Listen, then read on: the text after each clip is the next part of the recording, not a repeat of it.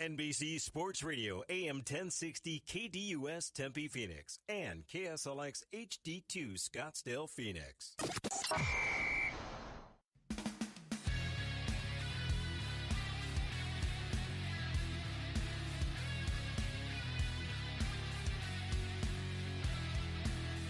And welcome to Real Hockey Talk right here on NBC Sports Radio, AM 1060, broadcasting today from Twin Peaks on Camelback. And come out and join us. We'll be here till 3.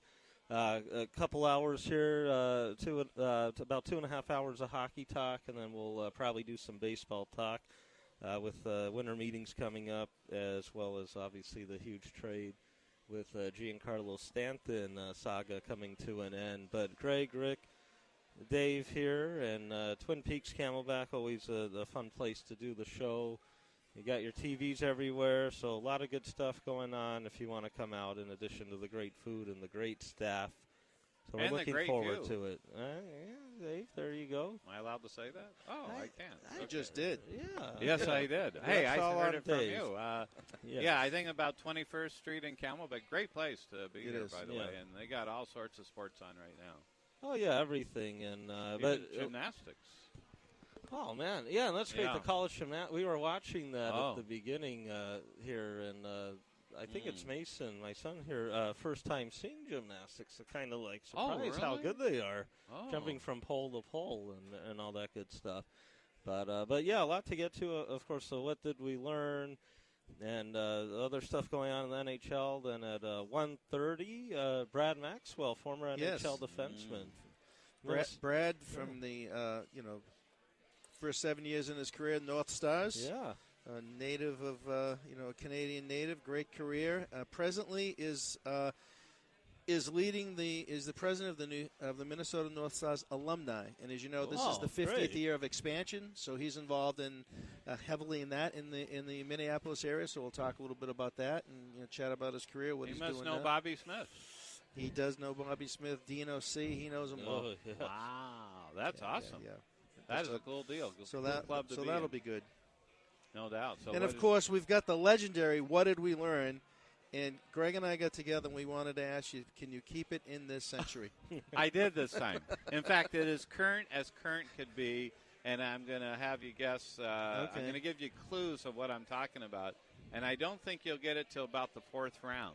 Oh, here we go. Rounds now. Yeah, but I think it's interesting. It's current, many events surrounding this issue. So should I go then? Yeah, well, you might as well. Yeah. What did I learn this week? Okay. The mother is named Maria. She had 5 kids. Name those kids. It's the Sutter family, right? It's got to be the Sutter family. Do I have the Sutter family? Yeah. Yes. Yeah. It's absolutely well, that wrong. was easy, though. 5 kids, hockey. No, it's not. It wasn't the Stahl family. I didn't say all hockey. Well, I said 5 kids. But Maria, okay. It has to be hockey. Okay, it's not the Sutter family, but nice guess. I tricked you. Oh, it's not. It's not. Oh, was there 6 of them? Then there's 5 kids. Now. No, I meant the Sutter. Okay. The next hint will be Carl and Maria. They're married. They had the 5 kids. Does that ring a bell? Carl and Maria. Okay, no. How about the Nina, the Pinto, and the Santa Maria? Oh, it's Columbus. All right, how about one of the kids is named Purnell, Carl Sylvester. Who was that? You're talking about the Sioux bands. Yes! He wins. I can't. How did you know his name? Well, they're in the news with the trade. Malcolm and PK played each other. Exactly. The LA current. Kings traded for the other brother. Could I get more current than that? Yeah, that's great. That's current. Yeah. And 2 daughters, 3 sons, a couple other things. Who I think you'll know this. Who's the youngest?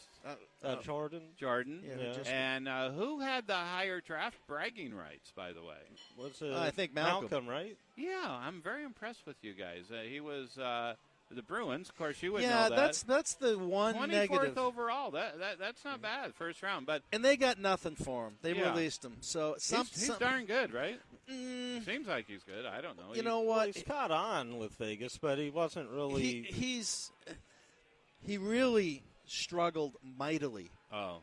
In every call-up game for the Bruins, he got hurt in Providence badly.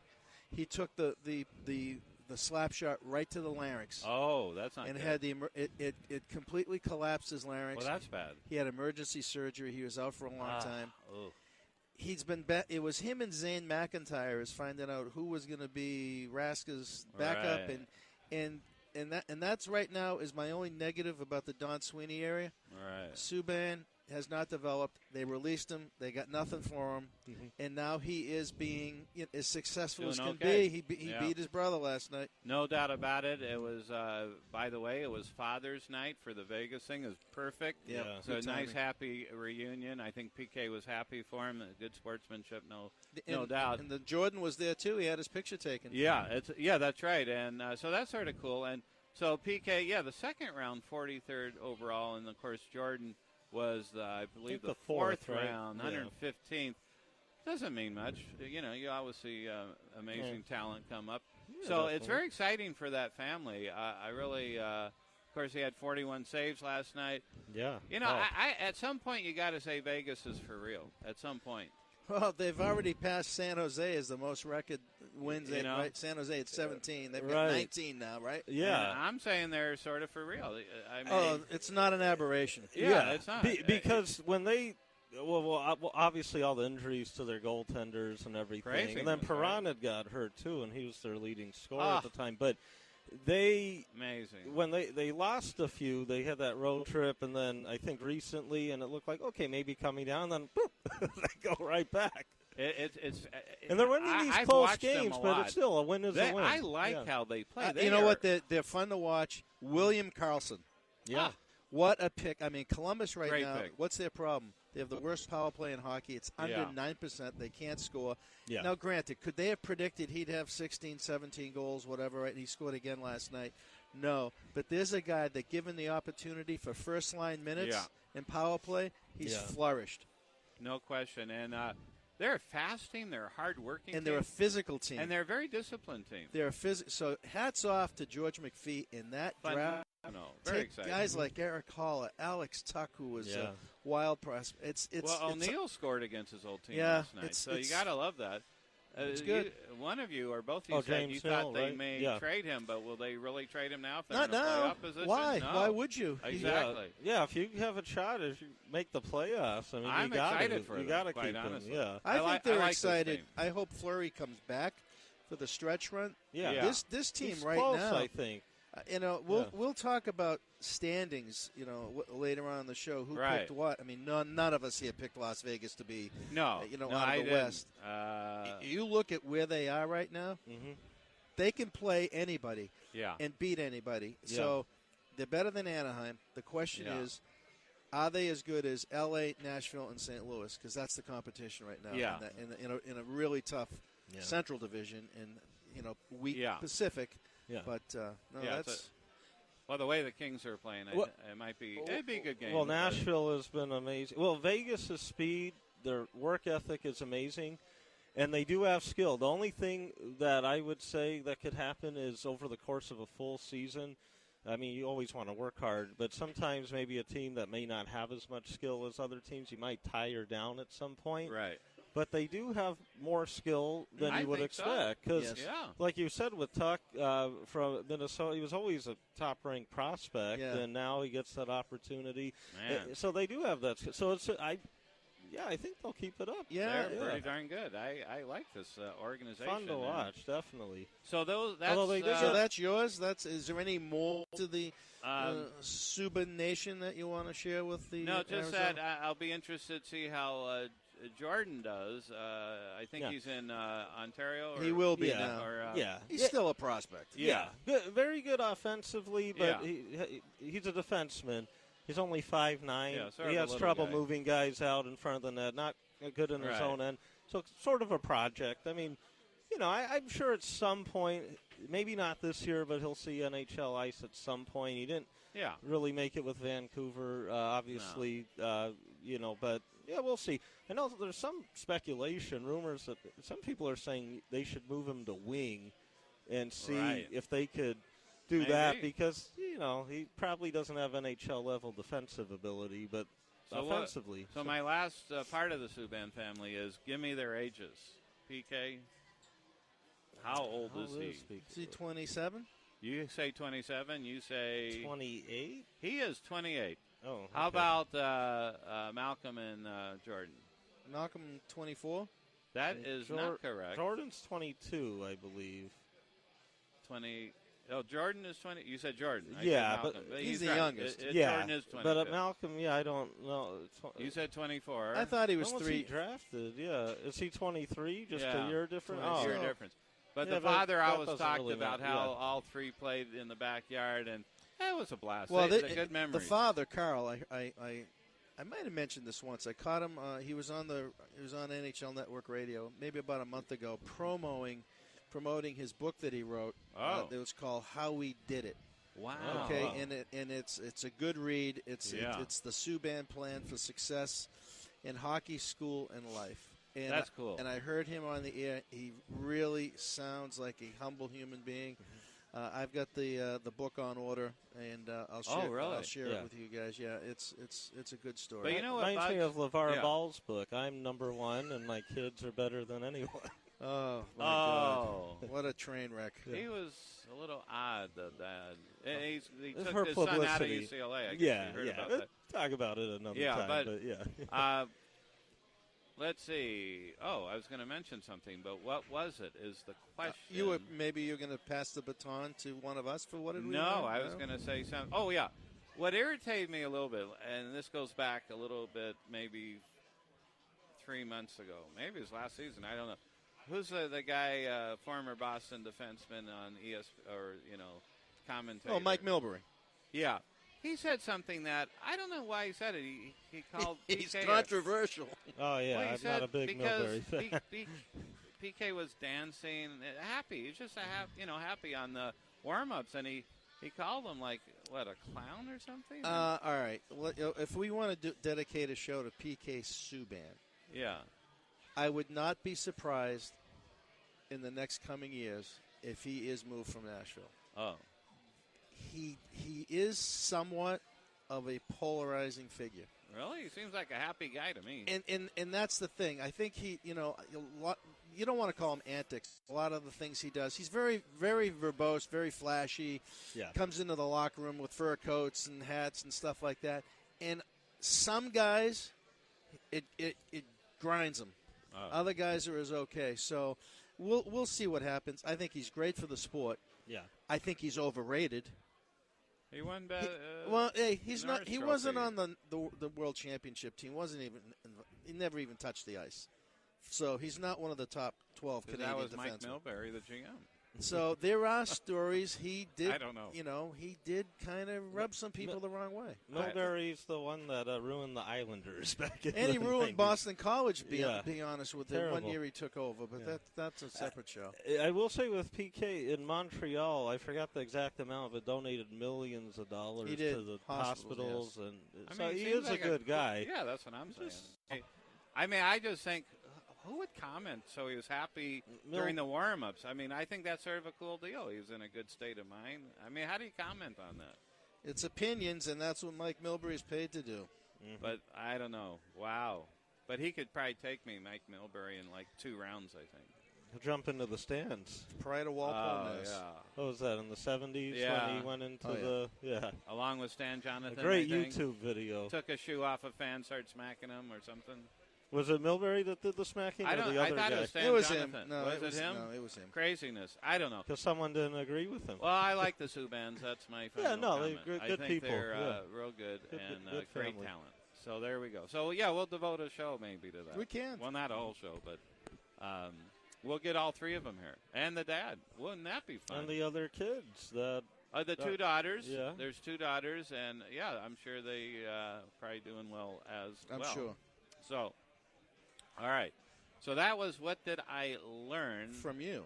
From me. Current. Everyone's proud of me. Oh, yeah. And there we go. Okay, so who wants to go next? It's up to you. I will volunteer. Yes, sure. We'll have Rick do it while I look mine up. Yes. Okay.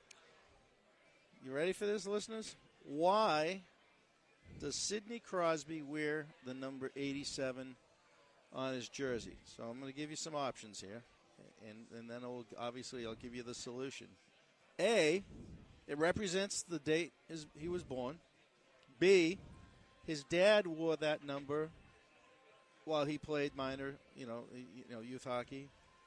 87, C, would be the only number any NHL player has ever won.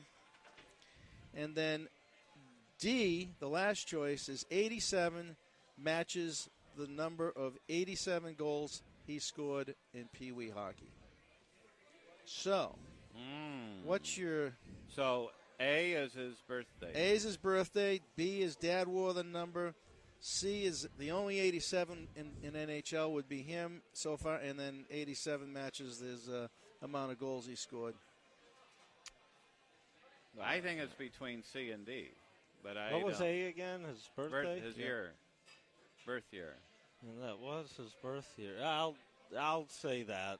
Yeah, that's obvious one. I'm going to say C. No one's worn that. Okay, well, I'm probably wrong. Share a couple things before I reveal the winner. Hey, you're getting like me. You do the question. Mario Lemieux, and I did see his son was at the game last night watching. Oh, you did? Chose number 66 because it was, he calls it the reverse of 99 for Gretzky. Jaromir Jagr wore the number 68 because in 1968 it was called the Prague Spring in Czechoslovakia. There was a socialist revolt in Prague. There was kind of rioting, and they were crushed by the Soviets and the communists. But Sydney, yes, it represents his birthday, August 7th, 1987. 8/7/1987. You are correct. He wins. I knew about being born in 87. I didn't realize his birthday was August I did not 7th. know that. Wow. So 8, that's a cool deal. Yeah, 8/7/87. So that makes sense. Yeah, it does. I wonder if that's his password on his Twitter account. So I can start posting. There we something. go. Oh, well, the views expressed on this program There's are a few, strictly Rick's. Right. And, there's a few Twitter accounts I'd like to go into and have fun with. Yeah, that would be good. That's interesting, though. That's really cool, though, with Sidney Crosby. Yeah, that's really cool. It is. Wow. So, so Greg has finished looking up. I'd say what I learned is, as of last week's show, I thought we were maybe within 24 hours of seeing Haskell fired from the Flyers. I thought that's going to happen. Yeah, nothing happened yet. And then they win 3 straight games and look like a whole different team. So he buys a little extra time there, and we'll see if the Flyers can keep this up. And it shows us how strange of a season it is all along the parity we always talk about, but how amazing it is kind of when you look at the Metropolitan Division right now. Mm-hmm. And again, it's a marathon. It almost doesn't matter whether you're 1, number 3 now, whatever. Right. You just got to worry about your own team, own games. But Columbus, and remember, some teams have played a game or two more than others, stuff like that. But if we just look at the points and not games in hand type stuff, not point percentage, Columbus and Washington, 37 points. New Jersey, 36. Islanders and Penguins, 35. And the Rangers, 32. But how close that is among the top 6 teams there in that Metropolitan Division. So it is very interesting because the others are a little more spread out when you look at like Tampa and the Atlantic. The 5 up on Toronto, and then Boston is 3rd with 30 points. With 3 games in hand. Yeah, absolutely. And see, that could change it as well. And the Central is tight for the most part, at least in the top 3. But it's just amazing, the Metropolitan Division. I mean, we were talking about off the air yesterday, the Penguins, and I go, if the season ended today, they'd be in that second wild card spot. And, they've played 30 games, a little more than some of the other teams, but it's like, they're technically 2 points out of first place. Yeah, that's how close that is right now. Yes. And hopefully we see that the rest of the year, because that would be a great race if we see all those teams kind of matching up. And later on, we can check on a visionary picks that we did earlier in the season. Oh, yeah. You call it at the 1/3 mark, approximately, 28, 30 games. Yeah, absolutely. It's flying by. Now, is Matt Murray still injured? He was out for... That's a good question. I think so. I think Jerry's still playing net, and I learned something the other day that Casey DeSmith, who was the goalie at UNH from Rochester, New Hampshire, was called up and is his backup. Neat. So that's sort of cool. Why am I saying this? Another Hockey East connection. Oh, yeah. Pittsburgh and the Bruins are at the top of the list. Hockey East, man. Yeah, that's right. And wow, so pretty amazing. Murray just returned to practice this morning, ironically, okay. But that does, I don't know when he'll get in game. Well, the guy had a shutout. I don't know how else he's doing. Yeah. Shutout. Yes. Speaking of goaltenders, that good story, and this could be what we learned. Check his name, but for St. Louis, their emergency backup was a refrigerator. Yeah, he did the vending machines. Young guy, 25, and he plays adult league hockey, and he played a little juniors, I guess. But, he's had to suit up for the first period a couple nights ago. Really? Because Hutton, the backup, got hurt in the morning skate, and the AHL goaltender couldn't make it in time for puck drop. And but he said, it's amazing because he got to be in the locker room during Mike Yell's speech and sat next to Tarasenko and Vladimir Savoka. So treated him the exact same, and they needed his advice on how to spell scissors because I guess they thought it was like Caesars, and so Little he Caesars? was helping them out. He was promoting Detroit? Well, yeah, they're from different countries, Savoka, Slovakia, and Tarasenko, Russia, so they were getting some help with that. I don't even know how to spell it. Well, no, you probably don't. Yeah, I probably don't. Do you? And if I can put a little plug in for Carter Hutton. Oh, yeah. UMass Lowell, Hockey East, was there right when Hellebuck, who's the Winnipeg, another Hockey East. Yeah. Wow, cool. Jonathan Quick, Hockey East. Yeah, that's true. Quick. Corey Schneider. How about Ryan Miller? Michigan State. Boy, is he back on fire. Good back. Yeah, great backup. Yeah. He's leading the league in save percentage and goals Ryan against. Miller? Yeah. Well, I don't know how many games, but that's, sort of a cool deal. Thank God they have Gibson in him. Yeah. Yeah, if they can just get some of these injured guys back at some, Getzlaff, I think, is. Yeah, they'll come back eventually, so that's good news for them. Absolutely. They need more than that. Henrique's been playing pretty well. Yeah. By the way, Sammy Vatanen hasn't had a point in 10 games, maybe 9. I might be off by a game. Really? Going from Anaheim to the Devils. Yeah. No points. We'll see. We'll talk a little more about that. More hockey coming up, of course. After the break, broadcasting from Twin Peaks Camelback, 2135 East Camelback Road. We'll be here till 3. Come join us. Come after, whenever. But we hope to see you. And this is Real Hockey Talk on NBC Sports Radio AM 1060. We'll be right back.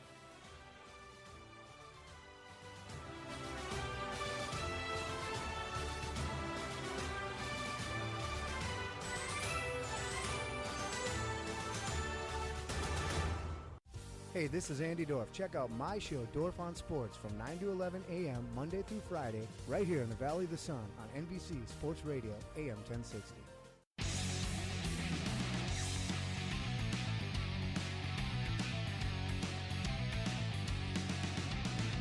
Yeah, and welcome back to Real Hockey Talk, broadcasting NBC Sports Radio, AM 1060 from Twin Peaks Camelback. Come on out here to 2135 East Camelback Road.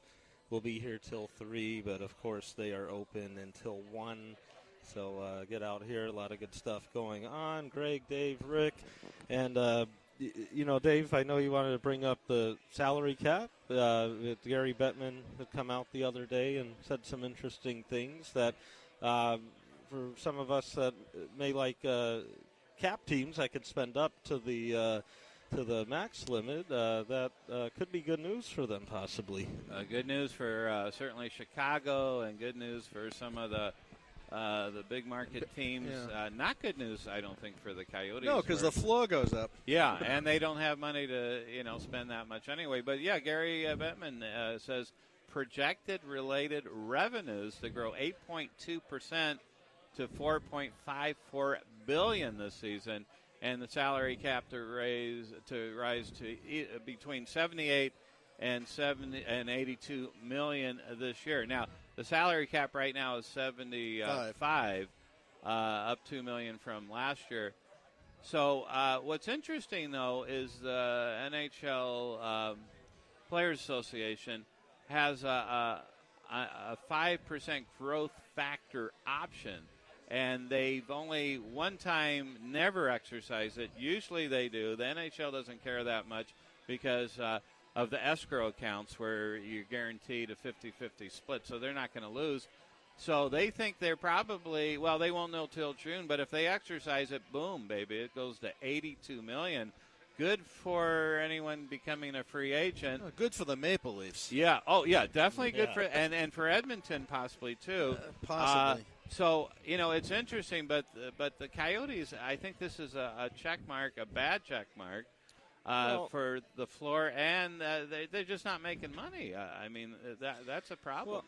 Well, yeah. I mean, I think hopefully things turn around like that. The floor going up, obviously, too, you would say, that shouldn't hurt a team, but obviously with the small market teams that really can, it could.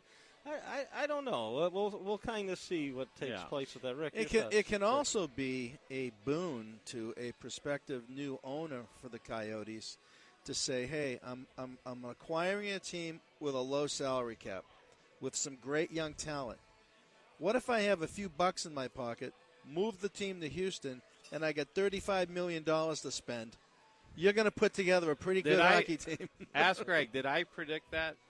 I have said this to Greg for years now, that they're going to tank out, which they have.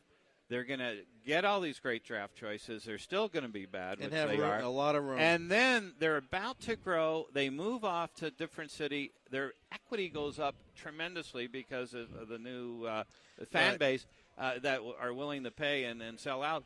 And all of a sudden you get these free agents in, and boom, they're in the playoffs. And I remember? I thought it might be said that, yeah. And but we don't want that to happen, but no, I'm not saying very odd. And the way business transactions go, and I've been in many you're looking on the M&A side of things.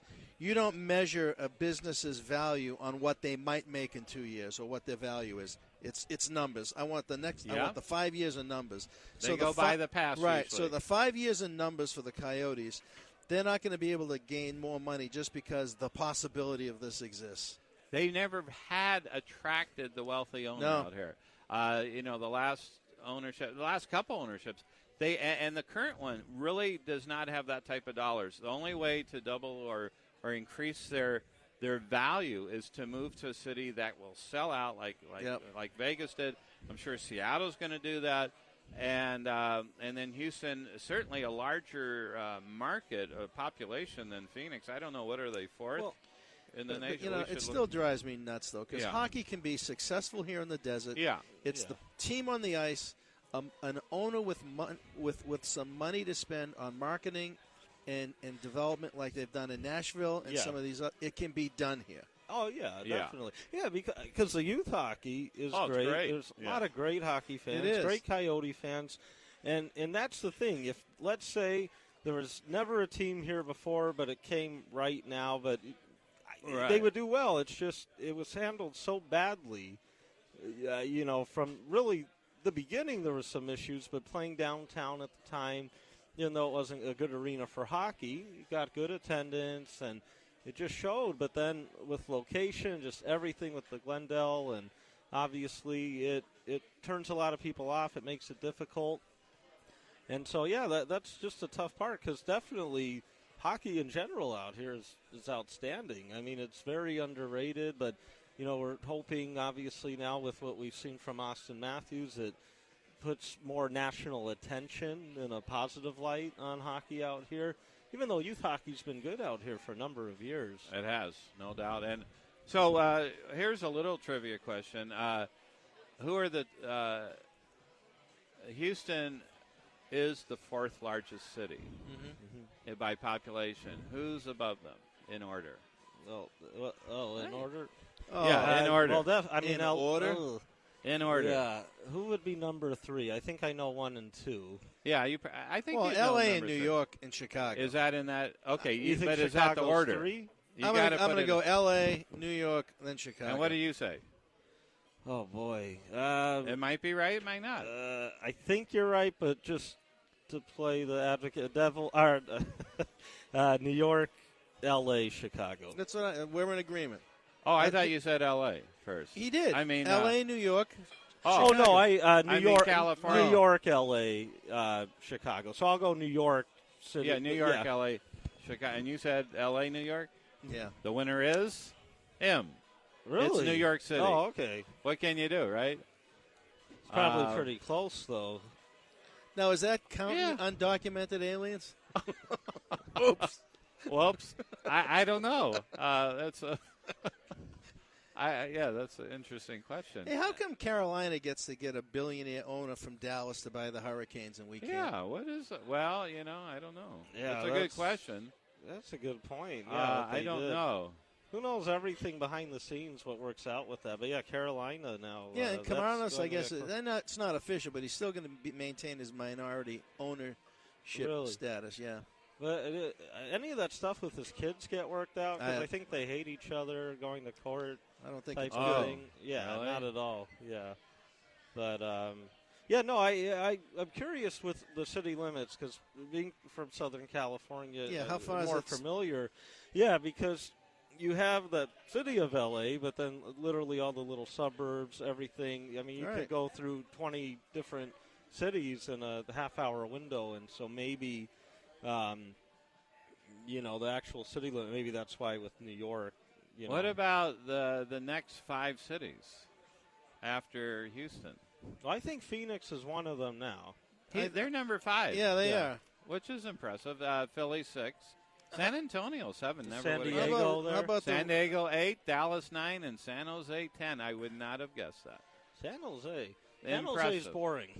I don't know if you It guys is. have It been is there. boring. It goes to sleep well, early. It's just a sprawl, going all the way up to the Bay Area. And it takes hours to find an urgent care there. Yeah, really. How do I know that? Because you must have been trying to find one. When Greg was like 10, he was playing an out-of-state tournament. Oh, he got hurt? He had earache. Well, and it took hours to find an urgent care. 10. Now, an urgent care 15, 18 years ago weren't on every street corner like they are today. Yeah, I think it was a hospital. Well, plus we all didn't right, have an cell ER is phones different. and An stuff. You're right. An ER That's is crazy. different. You're right. Remember, that was a long time ago. You're right. As I tell my clients, the difference between an ER and an urgent care is mammoth. If you knock on the door of an urgent care and you don't have that little card that says, I have health insurance, you could be bleeding from a gunshot wound and they're locking the door. Really? They'll call the ambulance for you. Didn't know that. They do not have to search. Really? Yes. They don't? No. Oh, man. They're franchises. Didn't know. Oh. How about the Minute Clinics? Oh, I don't. Is that the That's same a thing? I don't know. That's probably worse, is my guess. The but food has arrived here. It looks amazing. yeah, crazy situation. Thank you. So, anyway, so that's interesting. So, would the NHL do that? Well, you go up a city in population. That's not too bad. No, it could. The fourth largest is not a bad deal. Yeah, no, definitely. I mean, but it not even that. I mean, as Rick said, I mean, it really should work here. Yeah, I think because so. there is good hockey history too. I mean, the Roadrunners. Yeah. Oh, yeah. Back when Phoenix at the McDowell at the Coliseum there, as hardcore hockey fans, they were the Kings minor league team for a while, and it was a big thing. And then youth hockey really picking up in the '90s. Coyotes moving here, there was that excitement with it. It's just the way it's been run I think that's probably the issue bizarre. is the internal organization. Maybe I think that's the only thing from so. the beginning with different owners. Oh beforehand. yeah. I mean, no doubt. I think Mr. Barroway has the right intentions, a good guy, but it's a tough situation because, I mean, you need money, and he has money, but not money.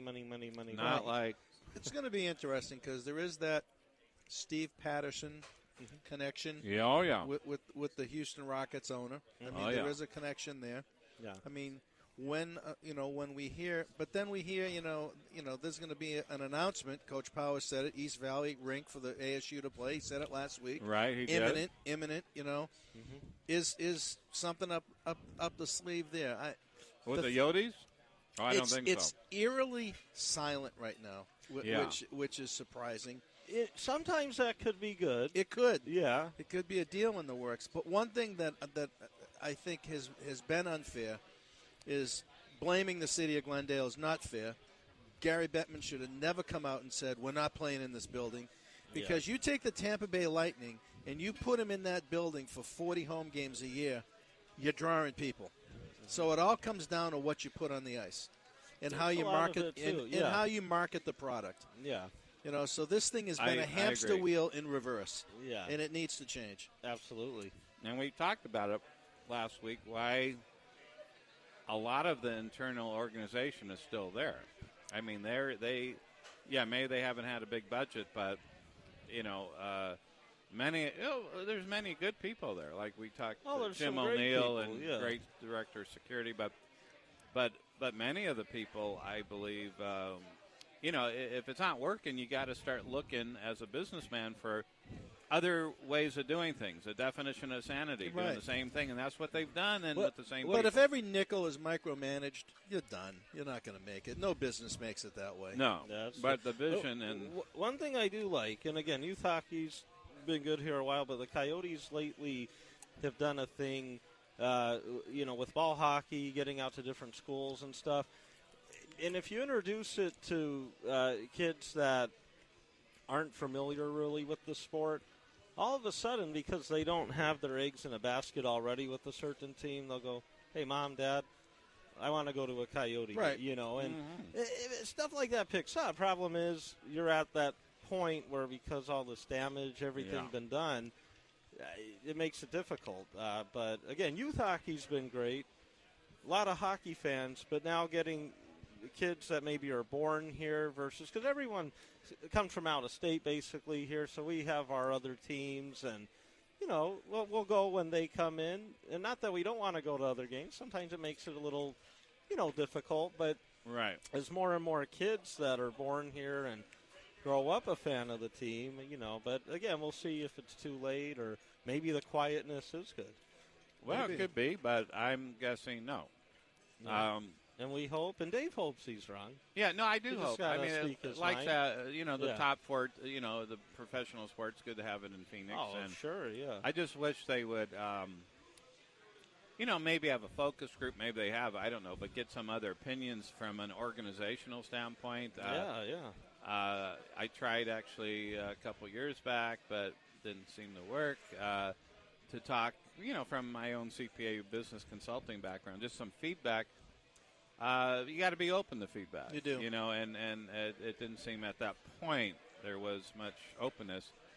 And I think they would learn a lot of things. I thought Doug Maas seemed to do a pretty good job. He had a big salary, but he was pretty innovative, tried a lot of things Nashville did and stuff. But that went poof after he left. So I think he was a pretty good business guy. But anyway, we like Mike Neely. I thought he did as well as anyone could have during those lean years during the bankruptcy, right? He did. Well, yeah. Mike is a great guy. He's done very well for the Fiesta Bowl.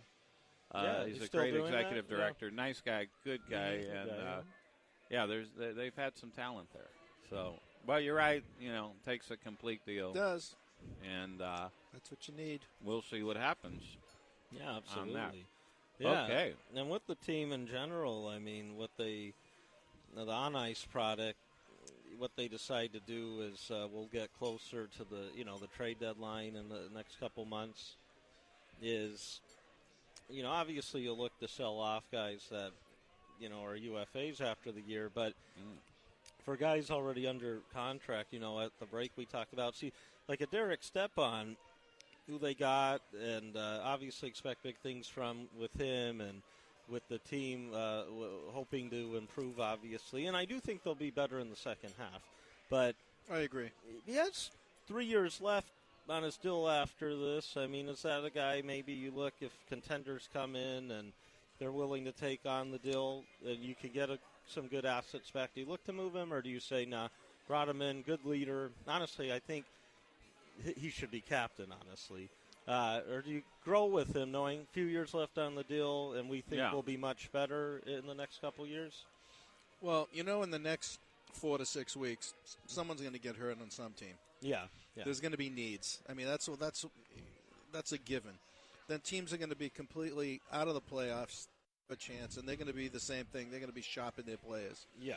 But if you look at like a guy like Stepan, he can clearly I mean, if Anaheim trades for Adam Henrique to be a center because Getzlaff and Kessler are out, then Stepan fits that mold for many teams. Okay, so I mean, you look at the center iceman in Montreal. I mean, they forced Drouin to play center. Yeah. Stepan's a better fit than any centerman they have in Montreal. Mm-hmm. And the only thing with Stepan, because he has those 3 years left, is 6.5 mil is his cap hit, and for contenders, it's a lot it may money. be tough. Yeah, if it's a rental situation, if he was a UFA, now I don't. He had. I think he still has his no trade. I don't know if the no trade clause after the move went out, but it's modified the last 2 years of his deal. But next year as well, he would have a no trade clause. Again, unless when that trade was made with the Rangers, sometimes those trade clauses go away afterwards. But at least from what I was seeing here, so it'll be interesting. Or Nicholas Hjalmarsson, who I think only has 1 year left. If he's healthy, I mean, wow. I mean, fantastic defensively.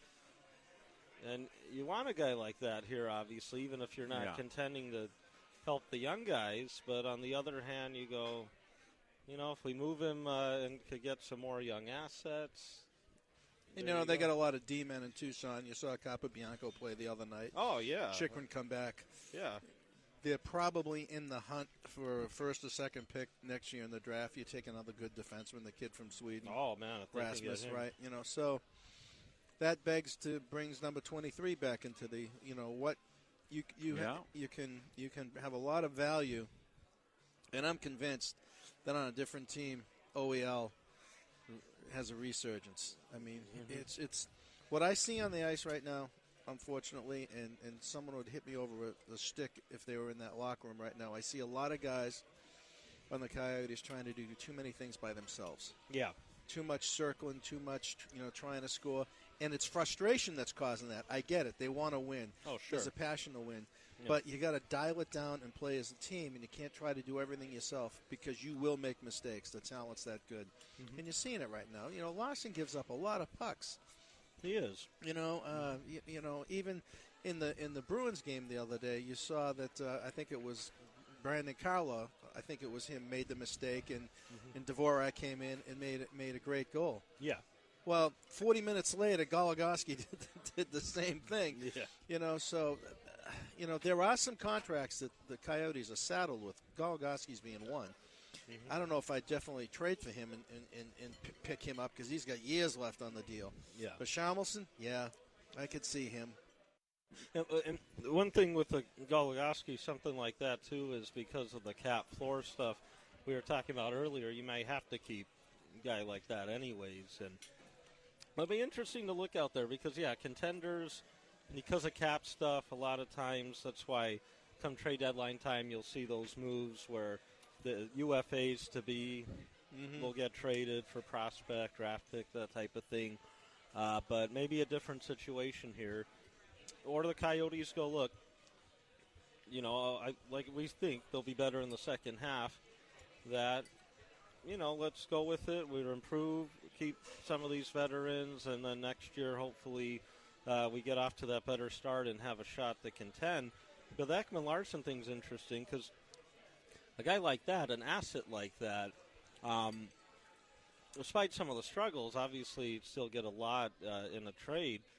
And, he's eligible to sign an extension July 1st of this year, but with only 1 year left, and I'm sure teams have called inquiring a little bit. I mean, you don't want to move him, but you get to that point where you go, we don't want to risk not getting the value we should get for him. So it's very similar to the Matt Duchene situation without him being negative on purpose. Like, showing up at the rink with, Debbie Downer all the time like Duchene did. Mm-hmm. But you look at what finally Joe Sakic was able to pull, and find a dance partner, two dance partners for what he did was good. Yeah. I look at a team that have assets. Who has assets? The team that had assets, they already did that move. That Ottawa, Nashville, you're not going to see some other moves. Yeah. Now, GM for a day, I put my GM hat on, and I'm saying, what would it take for me to put OEL in one of my top 4 defensemen. Yeah. The Boston Bruins have a ton of assets. Right. A ton of assets. They don't have a lot of room on the cap. They do have room. It is going up. I mean, I could see them doing it. They have forwards to move, young forwards, and they also have a contract to move that keeps the Coyotes compliant, like a Matt Bolesky, who's been a dud in Boston at $3.8 million a year.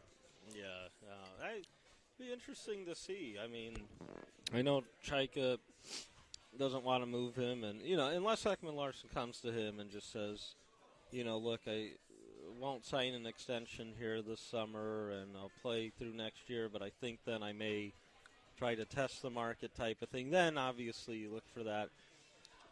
So I don't know. Maybe he's not moved at the deadline. Maybe it's a NHL, a draft, off-season type of trade, and maybe make it bigger. But I'm not sure. I wouldn't have said this maybe a few years ago, but I think either this year or next, obviously, with the contract up after next year, I think it will be the end of Ekman Larson out here. I don't see him long-term out here right now, unless something changes quick, but I think he might be ready to move on. It may not be out there. He might not be saying it. He's a nice guy, respectable guy, but I think deep down he's sort of maybe a different situation. There's a need in Montreal for a player like that. The downside, what are you going to give up? You don't want Galchenyuk and a bunch of – no. They don't have anything. Toronto is going to be in on OEL. Yeah, no, absolutely. But yet they're going to have next year with the cap, they've got 3 guys you're going to sign, and you can argue right now that the McDavid-Draisaitl signing hasn't worked out that well. Oh, yeah. No, it's going to be interesting. Yeah, Edmonton would be a team like that could. Now, with Toronto, do they wait out and see if they have an opportunity next, not this coming offseason, but next offseason, to try to swindle in a Drew Doughty type? Because as of right now, and again, this will probably change with guys re-signing beforehand possibly, but Ekman Larson, Carlson, and Doughty after next season could all hit the open market. I could never see Drew Doughty in a uniform other than the LA Kings. I agree, because he grew up a Kings fan and everything. I know he said some comments like, but, being from the Toronto area, sort of like that boyhood dream of one day. But yeah, I don't think Rob Blake would let him go. And Carlson, have you watched him play lately? Yeah, he's not defensively struggling. Skating. Yeah. He's a different that player. Injury, yeah. Right, and you got to give him time, and you pray and hope it comes back. Yeah. But right now, Carlson is not good on the ice. I mean, he does not have that initial jump and the quickness in his feet. He still can do some things, but he's floating around versus really taking charge, and that's one of the reasons why Ottawa is not playing well right now. Oh, absolutely, yeah. And even if he picks it back up and stuff, I don't know. I could see him being kind of that big name that maybe could move on, if he does test it after next year or whatnot. But, yeah, I would see Doughty more likely to stay in L.A. than Carlson to stay in Ottawa, at least at this point. I mean, and maybe Toronto's saving their money for John Tavares. Oh. It could be, yeah. And there's some interesting teams, especially if the cap goes up, that I think we could see in on John Tavares if he hits the open market there. So that will be fun. But broadcasting today from Twin Peaks Camelback. Come on out. We'll be here another couple hours until 3, 2135 East Camelback Road. And they're open until 1, so if you can't make it beforehand, we'll be sad, but, at least come out anyways. This is Real Hockey Talk on NBC Sports Radio, AM 1060. We'll be back after this break.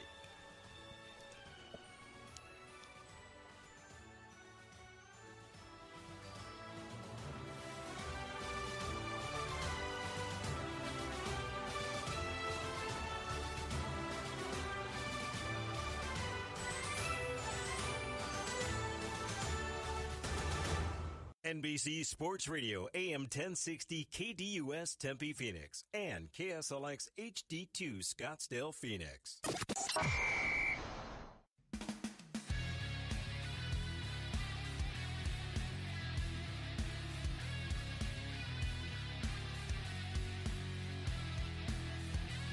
And welcome back to Real Hockey Talk right here on NBC Sports Radio AM 1060.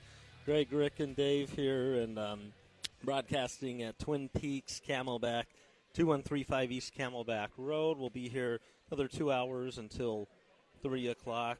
Twin Peaks is open until 1, so come out. A lot of great sports action going on today. Nice Saturday, all the good stuff. Good weather, too, so kind of cool finally down. Cool. Yeah, I had to got find some my wind, pants. right? Yeah, have some jeans on Where's my today. pants? They're in the closet somewhere. Yeah. So have good stuff there. As long as they're in your house. Yes, I mean, that's yes. the key. But, we'll talk a little bit now about, I know our picks. Now, Yeah. Dave disappeared. He's back. He's back. He's coming back. Yeah, kind of straddling along. There he goes. He had managerial responsibilities. Yeah. There he goes. But, yeah, we earlier in the year, you and I and Dave and Eric sat down. I think it was over a couple of shows, believe it or not, to preview the 2017-18 season and give our expert analysis, and I say that tongue-in-cheek, of who we thought was in and out for the playoffs. So I've graded everybody, and being humble, I will lead off by saying that Rick the Hockey Guru is in dead last. Oh, no. What? Yes, only 8 of my original 16 playoff team picks are currently in the hunt. Wow. Huh. In third place, so we're going south to north, is Eric. 9 out of 16 are in it. Greg is in second. 10 out of 16, and somehow, miraculously, Dave is 11 out of 16. That's not bad. No. So what I did is I broke it down by East and West, okay? A lot of similarities, only one game difference. In the West, and I think it shows you how much harder it is. Yeah. 3 out of my 8 picks are in the West. Eric's 3 out of his 8. And you and Dave are 4 and 8. Okay. If we look at in the East, there's a lot more consistency there. Yeah. 5 out of my 8 are. Dave is 7 for 8. Greg is 6 for 8, and Eric is 6 for 8. Who did I not? Well, we'll go through that. We have 10 unanimous teams that all 4 of us picked that are going to be in the hunt across the board. Yeah. Starting in the West, we all had the St. Louis Blues. Right, yeah. Oh, yeah. We all had Nashville. It's like, no surprise, okay? We all had those teams. We all had Calgary, who right now is on the outside, looking in. We all had the Blackhawks on the outside. We all had Anaheim. Yep. And we all had Edmonton. So no shocker. I think a lot of people would have said, Anaheim, Edmonton, got to be in the dance. If we look at the East, the unanimous picks there were as follows. I'm just trying to get organized right here. We all had Tampa. We all had Toronto. We all had the Bruins. And we all had Pittsburgh. Oh, yeah. Okay. So I've looked and I said, who are the lone wolf winners that right now have their picks stand out as shockers and are doing well? Greg, hats off to you with the Winnipeg Jets. Okay. You picked the Winnipeg Jets, and you're flying high right now. Okay, Winnipeg is looking mighty fine. Really good. And Dave picked the New York Islanders, which is a wild card team. They're a bubble team. They still things could happen. Yeah. But the only thing I'm going to pat myself on the back is that a lot of you guys had Ottawa making it, and I had them falling significantly, and they have, and a lot of it has to do with Eric Carlson coming back from the injury. And also, I had Montreal making it, I think, right? Yeah, but that wasn't too bad of a pick. We all had Montreal making it except Greg. Greg didn't. Oh. Okay. Greg didn't. I just don't think it's a very good team. It isn't. When Price is healthy, yeah, but that helps. But still. It's a you saw when he comes back. He's winning with garbage in front of him. Oh yeah, okay. Absolutely. And without him, two minuses equal a minus. They're just not a good hockey team. Oh, yeah. Now, so if we look at surprises, I am in the East. I'm still a little surprised. I'm not surprised. We all had Columbus, by the way. I missed one. We all had the Blue Jackets. Washington doing what they're doing right now, to me, is a shock. Oh, yeah? I didn't have them. They struggled. I mean, they I remember, yeah. Yeah, I mean, I'll be honest. I had Washington not making it. I had the Capitals on the outside looking in. I think I had the Caps too, though. You did. Everyone did, but me. I didn't have the. I didn't have the Capitals. I think they're going to be a drop back. Now, none of us took New Jersey, which is not surprising. That we're on the show we at have the time. Michael here with the sports hangover. He doesn't count. Happy there. Wait, Michael, did you have them making the playoffs before the year? He said they'd be the second wild card. Now, nice. There still is a chance. I call them the Exxon Valdez. They could be leaking oil here before you know it. Nobody had Buffalo. Surprisingly, nobody had Buffalo or Arizona making it, and those are the four consistent picks that we had. Although I thought Buffalo would be better. You did. I didn't think Arizona really. Well, my second look at them, I said no. But admit you were very high on the Sabres. Yeah. As I was high on the Carolina Hurricanes, who have disappointed so far. Oh yeah. They're but when I say disappointed, they're 3 points out of the wild card. Yeah. Okay. Yeah. With 3 games in hand on Pittsburgh, who's in, and 2 games in hand on the Islanders that are in. So you never know. You never know. Okay. So there's such a grouping of teams together that I feel confident 30 games from now, this isn't going to be the same list. There's going to be a change. I think there will be. I mean, is Columbus still going to be, leading the Metropolitan? I don't know. Yeah, it's so close, that Metropolitan. You just don't know. It's hard to say. It is. It's so I think. Well, look at Detroit. Remember the first 2 weeks of the season? Oh, they were right in there. Well, guess what? They're 11-12 right now. Okay? Oh, they've just been terrible. They've come back. Carolina hovering around at 11-10. Chicago hovering around, 500. I think they've got a real popcorn schedule. These 3 games. The Blackhawks won the other night. I think they got Buffalo again, and they have another weak team. So they're hoping to have a 6-point swing right now. Yeah. No, that's true. Carolina is a tough one last night, or a few nights ago in San Jose. I think they were up 4-2 in the third, and San Jose with the comeback. And we've seen a lot of comebacks this year across the league, it seems like. But that one, though, game that you just got to close out. It hurts. I don't know if the Scott Dowling experiment is working. Maybe not working. See, I haven't seen many games, so I don't know how he's done, but I liked the move when they made it because I thought he did great in Chicago. Because you say, well, Chicago's a great team and stuff, but when I would see him play more and go, hey, he definitely has the ability. But my love affair with the Hurricanes was simple. Thought Darling was going to step up. They have 6 great defensemen in front of them, and as I've always said, it's net out. They picked up Justin Williams for leadership, and they were ready to make that move, and they haven't. They've struggled to score, which I said they're going to struggle to score. He did, yeah, and they're absolutely. still struggling to score. Yeah. Okay, so is there room for the Hurricanes with those D-men? Can they make a move? They absolutely can. It's just I know Ron Francis doesn't. He wants a guy a forward that's young that has some good term left, versus I know they had some interest in Duchesne, but because he's a UFA after next year, he wanted something that's more term. But, they definitely have those guys they can move if they want to. And I expect some of the maybe young forwards they have maybe over the course of the year could pick it up a little bit, and then we'll see maybe they score just enough with their D to get in there.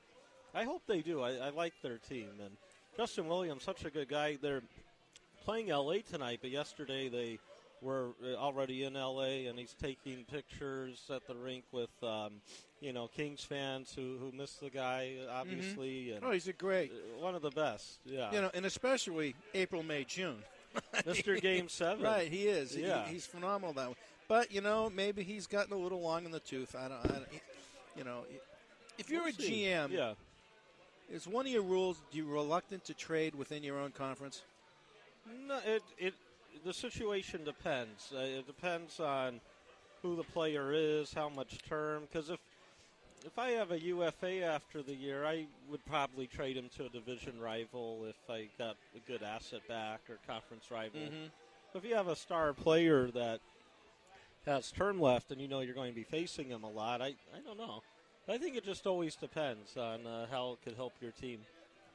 I wonder if Would we you should do pretend picks right now. Pretend picks for what? We can't change our picks, but like if we decided now. If we had to do it all over again? Yeah. I'd pick the 8 teams from each conference that are in. Oh, yeah. Well, I would. I don't think I would in the West.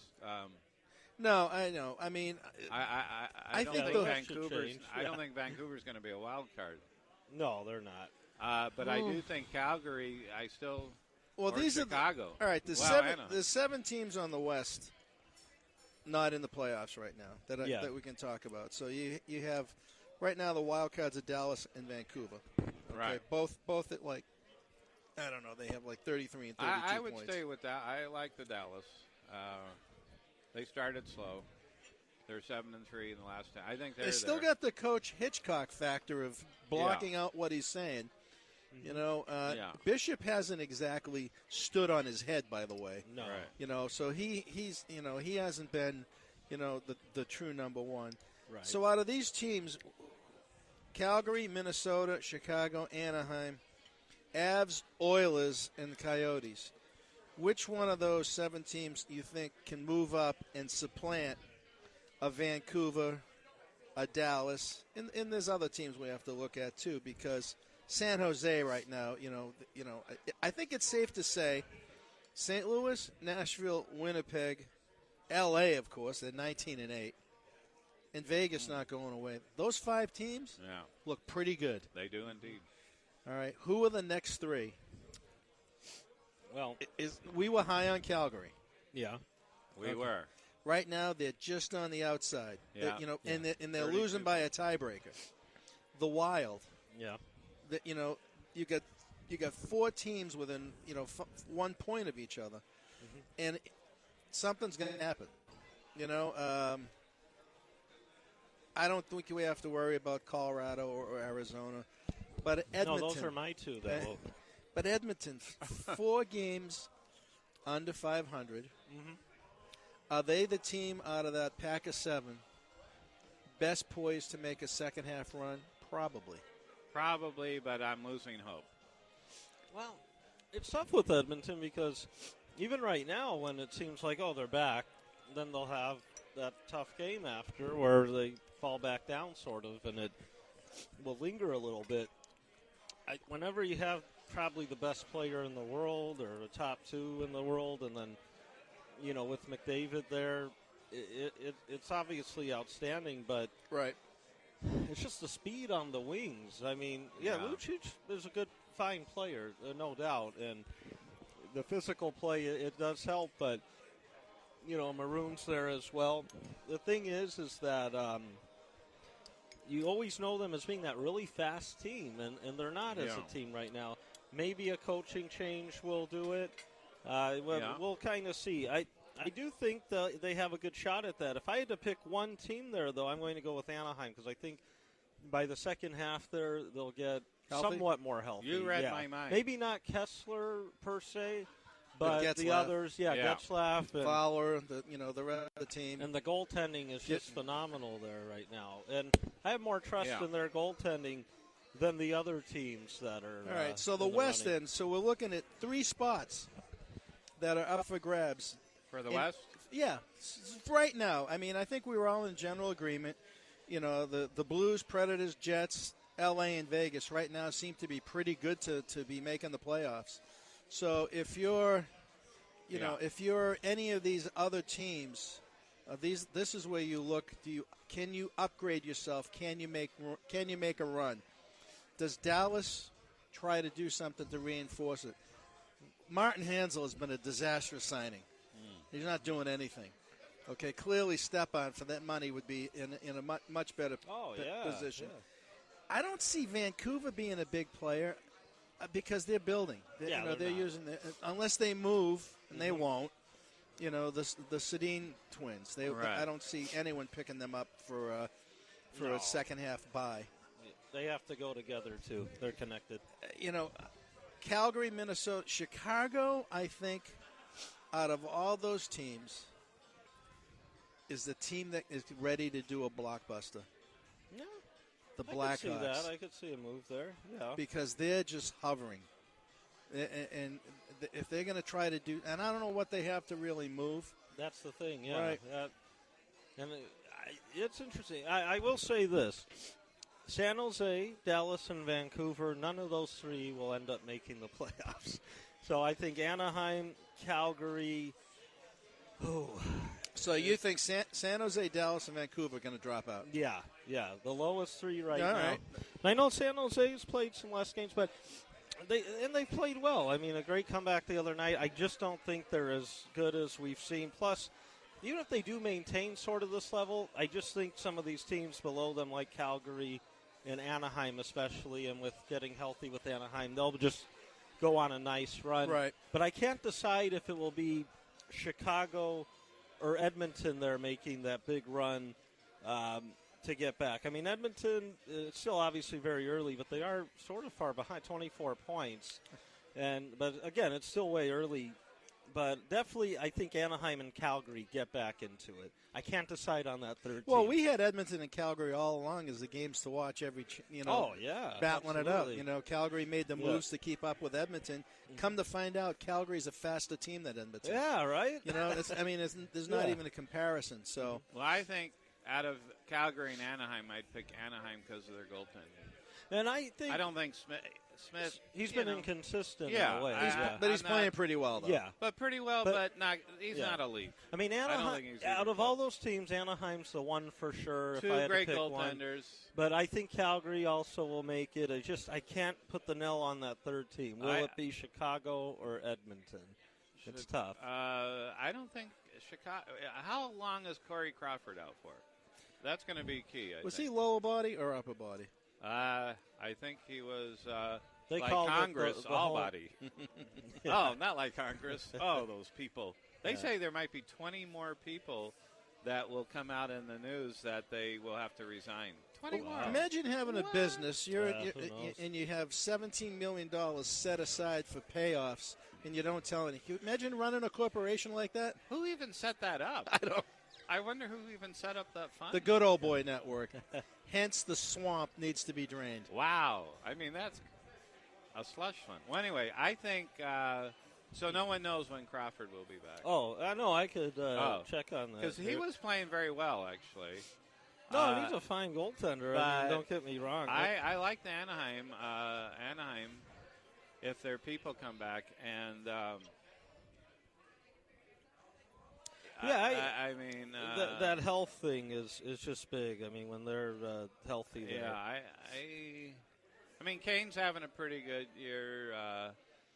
But which one, Evander or Patrick? I mean, he's about where he usually is, pretty much. I mean, he's dropped. Well, Taze is down.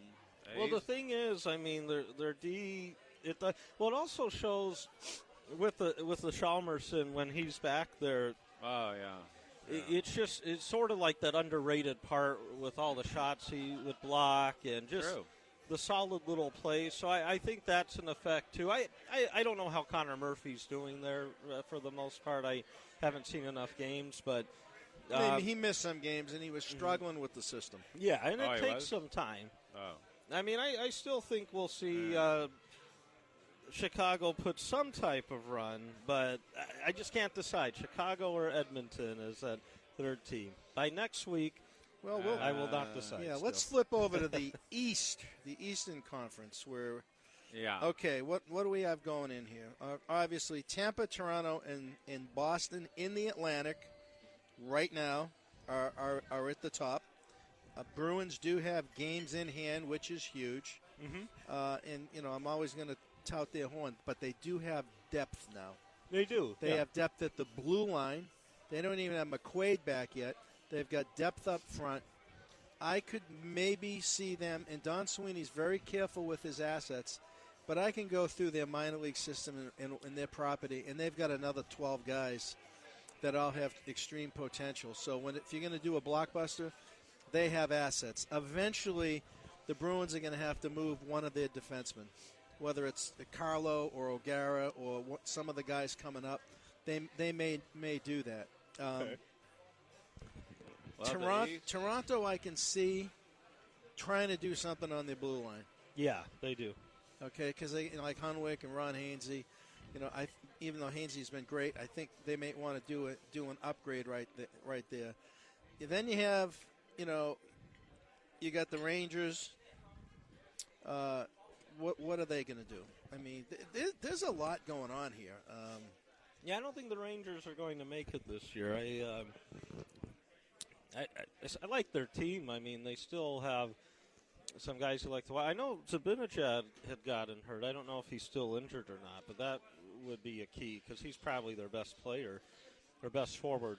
But you look, Rick Nash, UFA after this year. I don't know what type of year he's having, but he'll probably be moved. So do you think Columbus is? Would you agree that 3 teams that you would say are locks would be Columbus, Tampa, and Toronto? I would say that. Let's see. Definitely Tampa and Toronto. I think Columbus. Yeah. Just because of Bobrovsky. Yeah. Yeah, I'll say Columbus in there, too. We are starting to see some of the old John Tortorella coming out, calling out his players, called out Foligno. He's, he may be off the Xanax.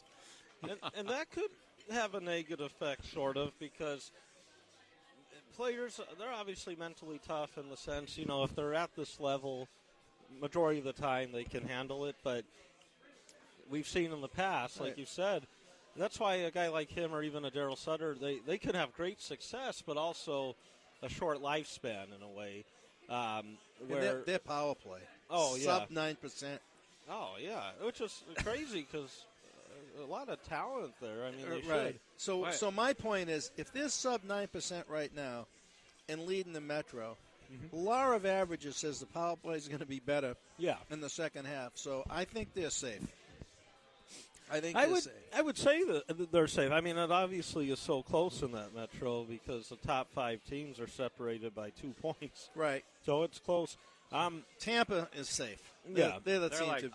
I honestly would only say Tampa and Toronto are the safe ones. But I am going to say I actually will put Boston in there because the games in hand. Yes. And when I have seen them play, they're incredible. They look good. They're as fast as the Penguins were last year. So I love their young players. Both teams are following the same model.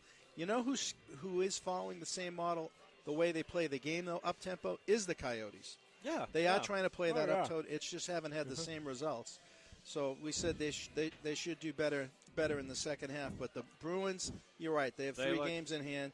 Let me throw something out. How does the Panarin trade inside, that trade, who would you say won or lost? Columbus right now. I mean, Panarin, outside of his 5 assists last night. Well, Saad has 15 I don't know if points. I don't look at it. Without the 5, now it's a 10-point lead. Yeah. Over. And it's not necessarily just with points with those guys because Saad, an overall maybe more complete game, defensive responsibility, could handle that. And I know Taves really wanted him back in there. But, I mean, Panarin's skill level, obviously it's world-class skill. So, we'll see. I mean, but, at the end of the day, I mean, Columbus seems more likely to get a playoff spot. And not just because of the trade or anything like that, but, but we'll see. It'll take a little time to really see if one of the teams is a clear winner. I mean, Toronto, New Jersey, and in Columbus are all like 8 games over 500. That's pretty good. Yeah. Some of the other teams now. You look at the Islanders. I'm curious to see how the Islanders and the Penguins are going to play out. Yeah. Penguins don't have the depth that they had. They're probably tired from all the hockey they've played. And that's true. The L.A. King syndrome. It's gonna happen. Both those teams. Yeah. And then you get, I think Montreal, the Flyers, Detroit Panthers, no chance. No. Yeah. Montreal still could go on. Price could win 5 games in a row, and suddenly they're 18-13. Yeah, no, That's true. And I still don't think with Montreal, but I definitely see your point because Price when he's on, there's probably no one better. But we're at Twin Peaks Camelback. This is Real Hockey Talk on NBC Sports Radio, AM 1060. After the break, Brad Maxwell will be joining us. Hey, this is Luis Gonzalez of the Arizona Diamondbacks. Join my friend Brian Krebs every Thursday from 8 to 8:30 p.m. on NBC Sports Radio, AM 1060.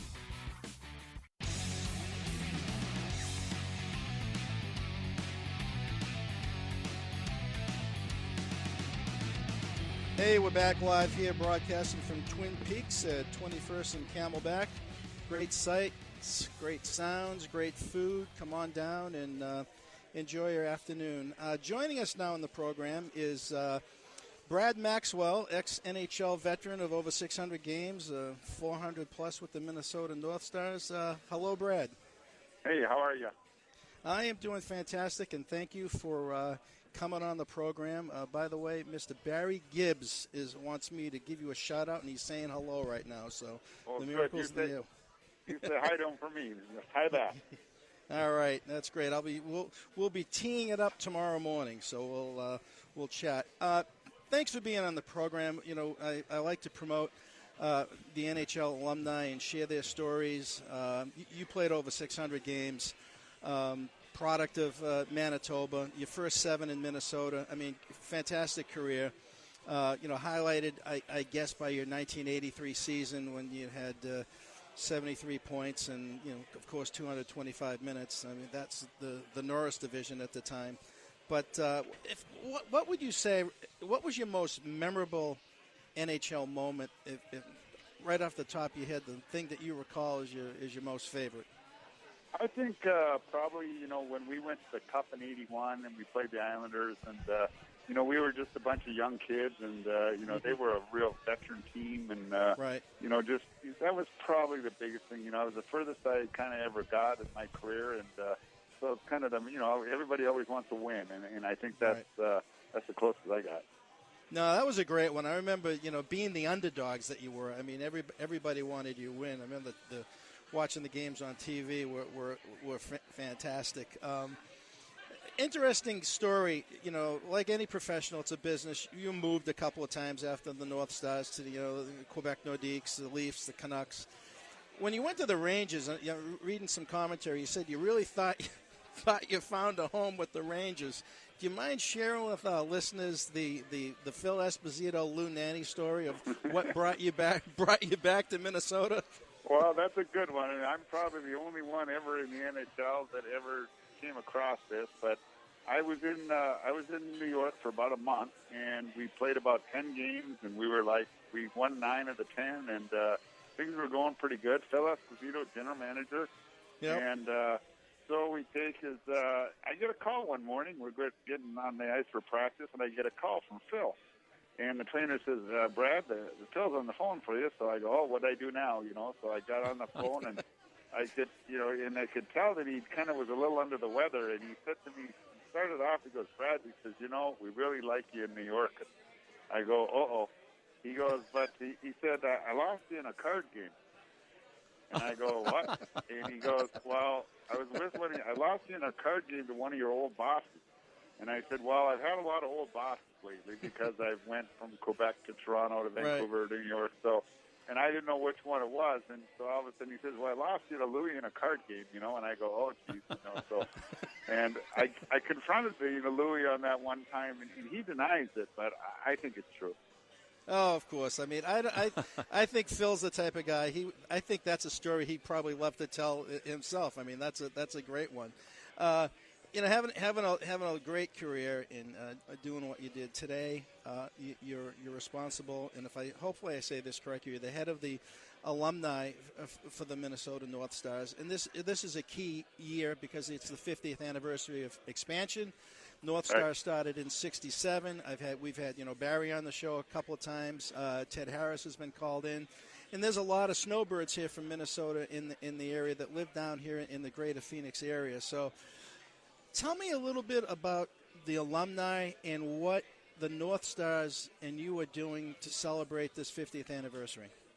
Well, one thing that we're doing is, and how we came across this, when the North Stars left and went to Dallas in, I think, '94, we were kind of felt lost and abandoned here. So Tom Reed at one time, we developed, we had an alumni team, and it was a North Star alumni, and we kind of changed it over to Minnesota alumni because we have so many great guys that are from, that didn't play in Minnesota but played in the NHL, Sean Podine and Joe Disick and guys like that. So we have a great alumni, but, for the 50th year, we're doing some stuff with the Minnesota Wild. We're just starting to we're kind of two different, things. We've been working with the Wild for quite a long time, and hopefully that continues. And so we've got some stuff that's coming up that'll be at the XL Center for a Wild team. I'm also right in the midst of, it was kind of a really cool idea that one of our alumni guys came up with it. I'm sending out North Star jerseys to all the North Star guys that played. Oh, great! And it'll have a 50-year patch on it and stuff, something for them to keep, and so it'll be. So we're getting that started, and but yeah, it's just it's a good time. I'm sure some of the current sizes might be a little bit different than the playing days. I might be getting some 4XLs instead of some XLs. Yeah, well, I'm in that boat, so those things happen. So I think you answered part of my question. When the move took place to Dallas, and forget all the fog and negativity surrounding that, has Dallas Stars, have they embraced any of the history of the Minnesota North Stars, or is it off the books? It's irrelevant to them.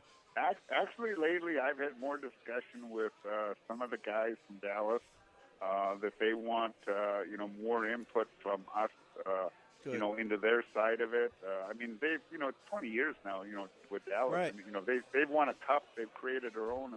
They're true. They have their own identity, and. But they kind of want North Star or our alumni involved in that stuff to kind of. So we're working on doing some stuff with them. Yeah, I was kind of hoping when the Wild came in that they would have adopted the North Star's name again. I guess maybe you couldn't because of the NHL or the colors.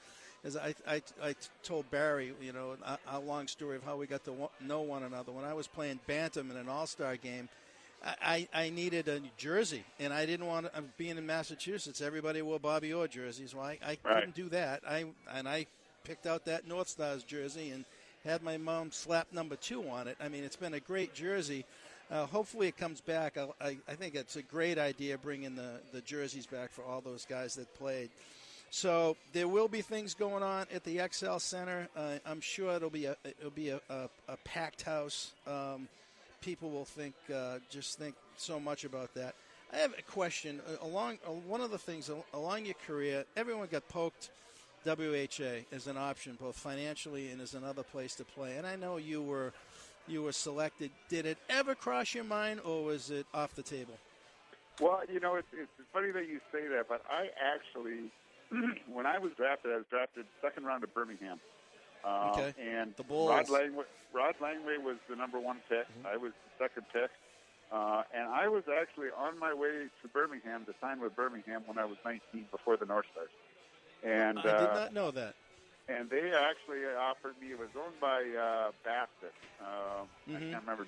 John Bassett, I think, was the owner. And he made me such a great offer as a 19-year-old kid. It was just, he says, so I was actually on my way, and I flew from Vancouver to Chicago, and we had a layover in Chicago. And when I had a layover in Chicago, I ended up at my agent met me there, who was Al Migleson at the time. Can't blame me for that, but it turns around. That's a whole different discussion. It is. But it turns around that so I met there, and all of a sudden, here's about 5 or 6 of the owners of the North Stars because I had about a 2-hour layover before going to Birmingham. And it was funny because in Birmingham they had some big parade going on, and I was supposed to be in this float, sitting on this float of this parade, and be wearing a Bulls jersey and have all this thing. And all of a sudden, I ended up signing with the North Stars in the Chicago airport. Amazing. So I never even got to Birmingham. Yeah, and that's it, because that Birmingham Bulls team was legendary. Obviously the style that they played and the guys they came out of that. But that is a classic story to remember, to see how that went down. Winning a Memorial Cup, I think it was 77. Correct me if I'm wrong. Was Barry Beck your defense partner at the time? Yes, and that's a pretty good combo. Well, we actually went 3 years in a row. We went 75, 76, 70. Before that, so we went 3 years in a row. We lost the first one, I think, to the Toronto Marlies, and then we lost the second year, and then we won the third year against Ottawa, which just happened to be Doug Wilson, Bobby Smith, and Steve Payne. With the Ottawa 67s, we beat them to win in Vancouver in 77. That's not a bad group. Hey, Brad, this is Dave. You mentioned the name Barry Beck. Now, he played at Colorado, too, didn't he? Correct. He was the first. He was the first pick to Colorado. So my question for all these years, I grew up in L.A., big L.A. Kings fan. One of my favorite players of all time on the L.A. Kings, Gretzky, of course, but Dave Taylor. Yep. What did Barry Beck and Dave Taylor, they always battled it out. There seems some underlying issue there. Do you know what that underlying issue? I mean, Barry Beck was a lot bigger than Taylor. Taylor had the heart, but he could never win a fight against Barry Beck. What did Barry ever tell you what that underlying issue? Maybe it can't be mentioned. or give me sign language on that. But I don't know. Every once in a while you'll run into a guy that just doesn't like you, and and maybe Dave just didn't like Barry for some reason, but he was a scrappy little player and very, very talented. So I mean, he probably just thought something of Barry that whatever. So he was just going to run into him and stick him. And I had the same thing, and it's funny because Bruce Boudreau, who's the coach of the Wild now, I had the same thing when he played for the Maple Leafs. He used to come and check me all the time, and he's like 5'4", and he used to run me all the time, and it's like. So I had that conversation a few months ago with him or something, but it's like he's one of those guys that just doesn't like you, and it's just no respect for you. Doesn't matter how big you are. It just happens. Yeah. Yep. That was constantly Bob Miller used to always say, "Hey, what's up with Barry Beck and Dave Taylor?" Every time they met, they had looked like they really had some issues there. I mean, Barry Beck was obviously built like a refrigerator with skates. I mean, incredible. Yeah. He was probably one of the best fighters that I've ever seen played against. Oh, yeah. Some of the best fighters are the ones that don't fight a lot because you're going to get tuned up in them, I mean, We call them a sleeper. Yes. Right. You don't want to get hit by a Barry Beck punch. Today, they talk about Chara. Chara's not known as a fighter, but he did when he was younger. You don't want to get hit by a guy that's 6'8", 260. You just don't want to do it. I mean, why would you even? You played in a really different era, especially in the Norris division. I mean, there is that unfortunate game. Being a Boston guy, I was actually at the game when the Bruins North Stars brawled. And Wensink did his little theatrics going over the bench, and which was really not a classy move because you're not going to jump over and get suspended and get misconducts. But hockey back then, it was different. You guys took law into your own hands. Well, every team back in those days, I mean, they had 6 or 8 guys that wanted to beat you up. And you go into Philadelphia or Boston or, any Quebec or any of those things. I mean, it was just it was a battle, and it's just, it's a different game then. I mean, I've said this so many times. I watch the game nowadays, and then, a defenseman will take the puck, go back in behind his net. He'll be able to go around his net and go all the way to the blue line, and nobody touched him. Where back in my day, you go back to get the puck behind the net, and you got a Mike Milbury or somebody running you in the corner, and you don't even get a turn, so it's totally different. I mean, in the game, that's played now back to what we had, but yeah, it was physical, and it was, It was a great game. It's just that you had to kind of protect yourself. Yeah, you did. So let me ask you this, since I'm a big King fan. I used to follow, of course, the Kings all the time when I lived in L.A. I live in Phoenix now. However, did you play against Dave Hutchison? Yes. How tough? He seemed like the toughest guy they had, except for maybe Randy Holt at one time. Did you ever have any battles with Hutchison or Randy Holt? I didn't with either of those two. I think didn't Hutchison come from Toronto one time before? I think so. Yeah. Yeah, I think so. I think I played when he was in Toronto, and then he got traded to L.A. But neither of those two, I ever ran into. But probably Tiger Williams, maybe, huh? I had Tiger in Minnesota here one night. We was with Toronto, and we had a big bench clearing brawl, and he was looking for somebody, and he found me. And actually, you can see that it's on YouTube. Really? It's a good one. So. Well, how did that go for you? Was it good? It went really. Here's a funny. This is a funny story because so we both get kicked out after the thing. And we're at Met Center. Well, there's only one elevator that takes you up to the upstairs. So we both get on the elevator together. And he turns to me. He's standing in front of me. I'm standing in the back of the elevator because I got on first. And he turns around to me and he goes, "Kid, nice fight." He says, "That's the first time I've ever been." That's the first time I've ever been cut in a fight. That is amazing. And I looked at his face, and I looked at his face, and I almost was going to say to him, "Are you kidding me? You look like you've been cut about 1,000 times." The respect of the game back then, that says a lot. You had a legendary, yourself and Stan Jonathan. I mean, going back to the Bruins, Jonathan could go. I mean, he could play too. The guy could play. I mean, that was toe to toe for about 2.5 minutes, and I don't think you want to do that one again. Both of you guys were just that was a fun one to watch. Yeah, that was a good one, and I had Cashman a couple of times. I had him play for one game, and Wayne was no slouch, even in his later days. I could imagine what he was like when he was really young. Wow. Yeah. Well, Barry can share some stories of that when we have a couple of beers sometime. Hey, these days you made You've made the successful transition as in business to your own Brad Maxwell cabinet and construction company. That's key because you're not going to play hockey your whole life, and we want to promote. Even though you're in the Minnesota area, can tell us a little bit about your business and what the expertise is? Because I've read great things about it.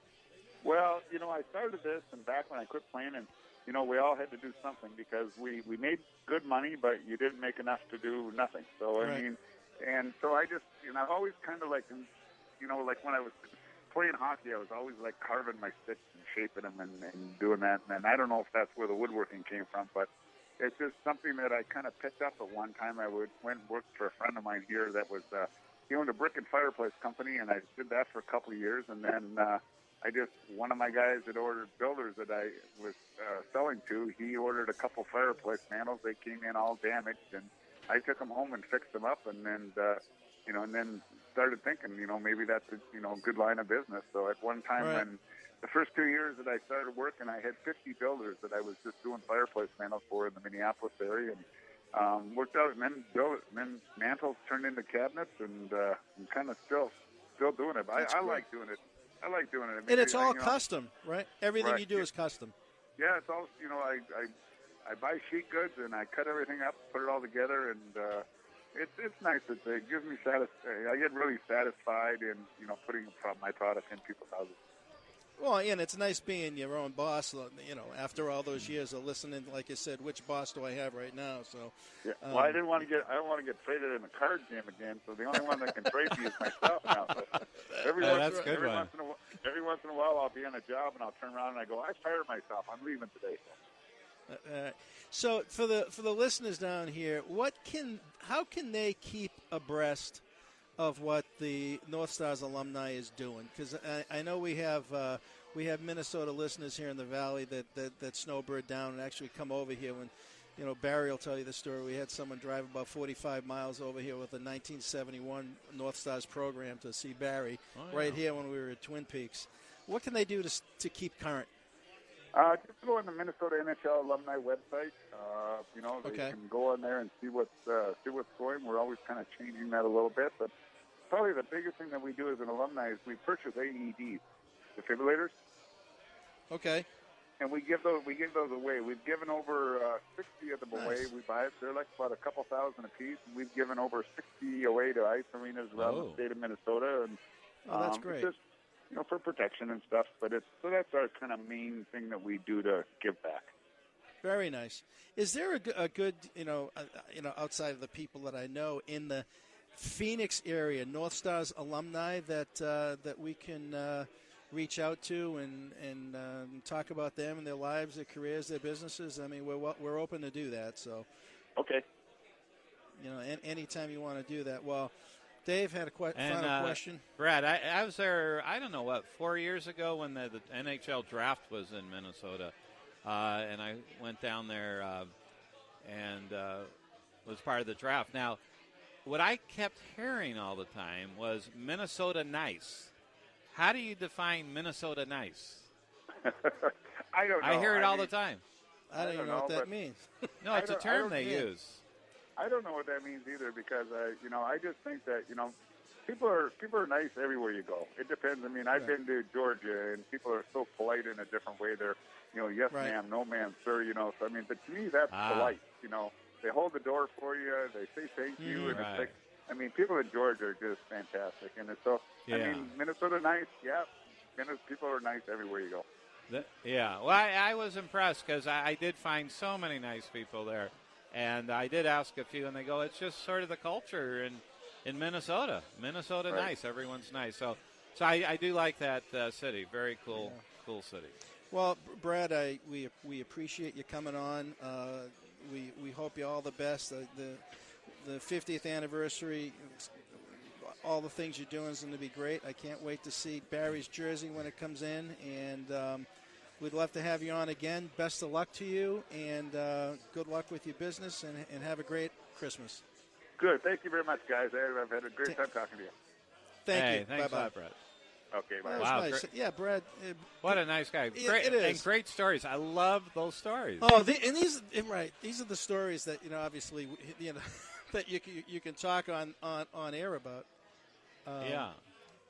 Yeah, they were absolutely great stories and fun. So before we get to the break here, I know we're going to have.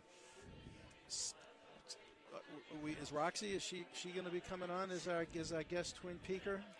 No, not Roxy. It's going to be. Not Roxy. It'll happen. Hey, before we get to that, I want to do a little shout out to our local Division I college hockey program, Arizona State. I was over at Oceanside last evening. Unfortunately, Princeton Tigers out of the ECAC, New Jersey team beat them 4-0.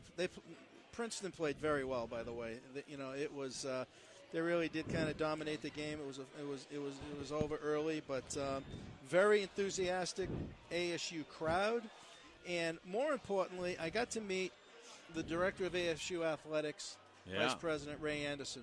And first of all, I was impressed that he was at the game, and I went over to him, introduced myself, told him about the show, how we're promoting the hockey, and I did have the because I do know Herman Edwards a little bit, and congratulated him on the choice. But he has done a fantastic job with the ASU sports program so far. Look what the basketball team's doing, 8-0. I think it's the first time they're 8-0 since like 1975. I mean, they're beating St. John's, but the man has a commitment, the man has a vision, and he's surrounding himself with good people. That's how you run a business. So hats off to the ASU Sun Devil sports program. So tonight, if you're back in the Tempe area, they got round 2 against Princeton tonight at 7 o'clock. Give it a shot. The place does fill up and sells out. So you need to probably get your tickets online at Ticketmaster, but you can't beat it. Oh, it's fun hockey. It is fantastic hockey. And with them having that game tonight, my adult league game has been moved to tomorrow afternoon. Oh, now what happens. We don't sell out. We don't get quite the attendance. You don't. It's strange. I'm shocked. We do get 3 or 4 people that hang out in the bleacher area, cheering on the other team. That are looking for directions or are lost or something. Yeah. Who are these guys? Well, they want to use the vending machines in there or something. Yeah, maybe they could be our emergency goalie. But Wow, that's cool. That's really cool. All right. Well, no, that's it's a good thing. And as we had Coach Powers on last week, he's got a plan and a vision. He's got great kids coming in, great talent. They're playing great teams. Oh yeah, he's done a great job, and he's been rewarded for it. I'm real impressed with ASU how quickly they were able to get this hockey program. Everyone was on board. It's a struggle because it's a bunch of money, but ASU has the vision, the long-term vision of seeing greatness. I think other Pac-12 schools may follow. We'll see. I think we're going to see it in our lifetime. I can't wait for the announcement on the rink that will be shortcoming. Yeah, that's exciting. It really is exciting. I mean, I can't tell the listeners how phenomenal Division I college hockey is. It's great. And there's talent there. I mean, talent. If you watch the game from the stands, you're going to see not the speed of an NHL game, of course, or even a Junior A game, because the overall abundance of talent in Junior A is fantastic. So if you look at the whole body of work for all these Division I teams, you have the 3 to 4, 5 players on each team that have that skill set that become NHL players that can play that game of speed. Hence, 32% of the NHL players right now played college hockey in the United States. Oh, yeah, no question. And it's growing. And let's have a real quick contest. How many seats do you project ASU is going to have? What are they going to announce? In their new arena. Oh, man. 14,000. Oh, no. I'm going 8,000. 9,000. You're going 9? Yeah. No, I'm going bigger. 6 to 8. Oh, no, it's not going bigger. Why? The average rink is about 8,000. Yeah, but But why wouldn't they have basketball in there and give themselves room for concerts and a professional hockey He might team? be quite correct, ladies We'll and see. gentlemen. Hopefully they do. This is Real Hockey Talk, broadcasting at NBC Sports Radio AM 1060 from Twin Peaks Camelback. We'll be right back. NBC Sports Radio AM 1060 KDUS Tempe Phoenix and KSLX HD2 Scottsdale Phoenix.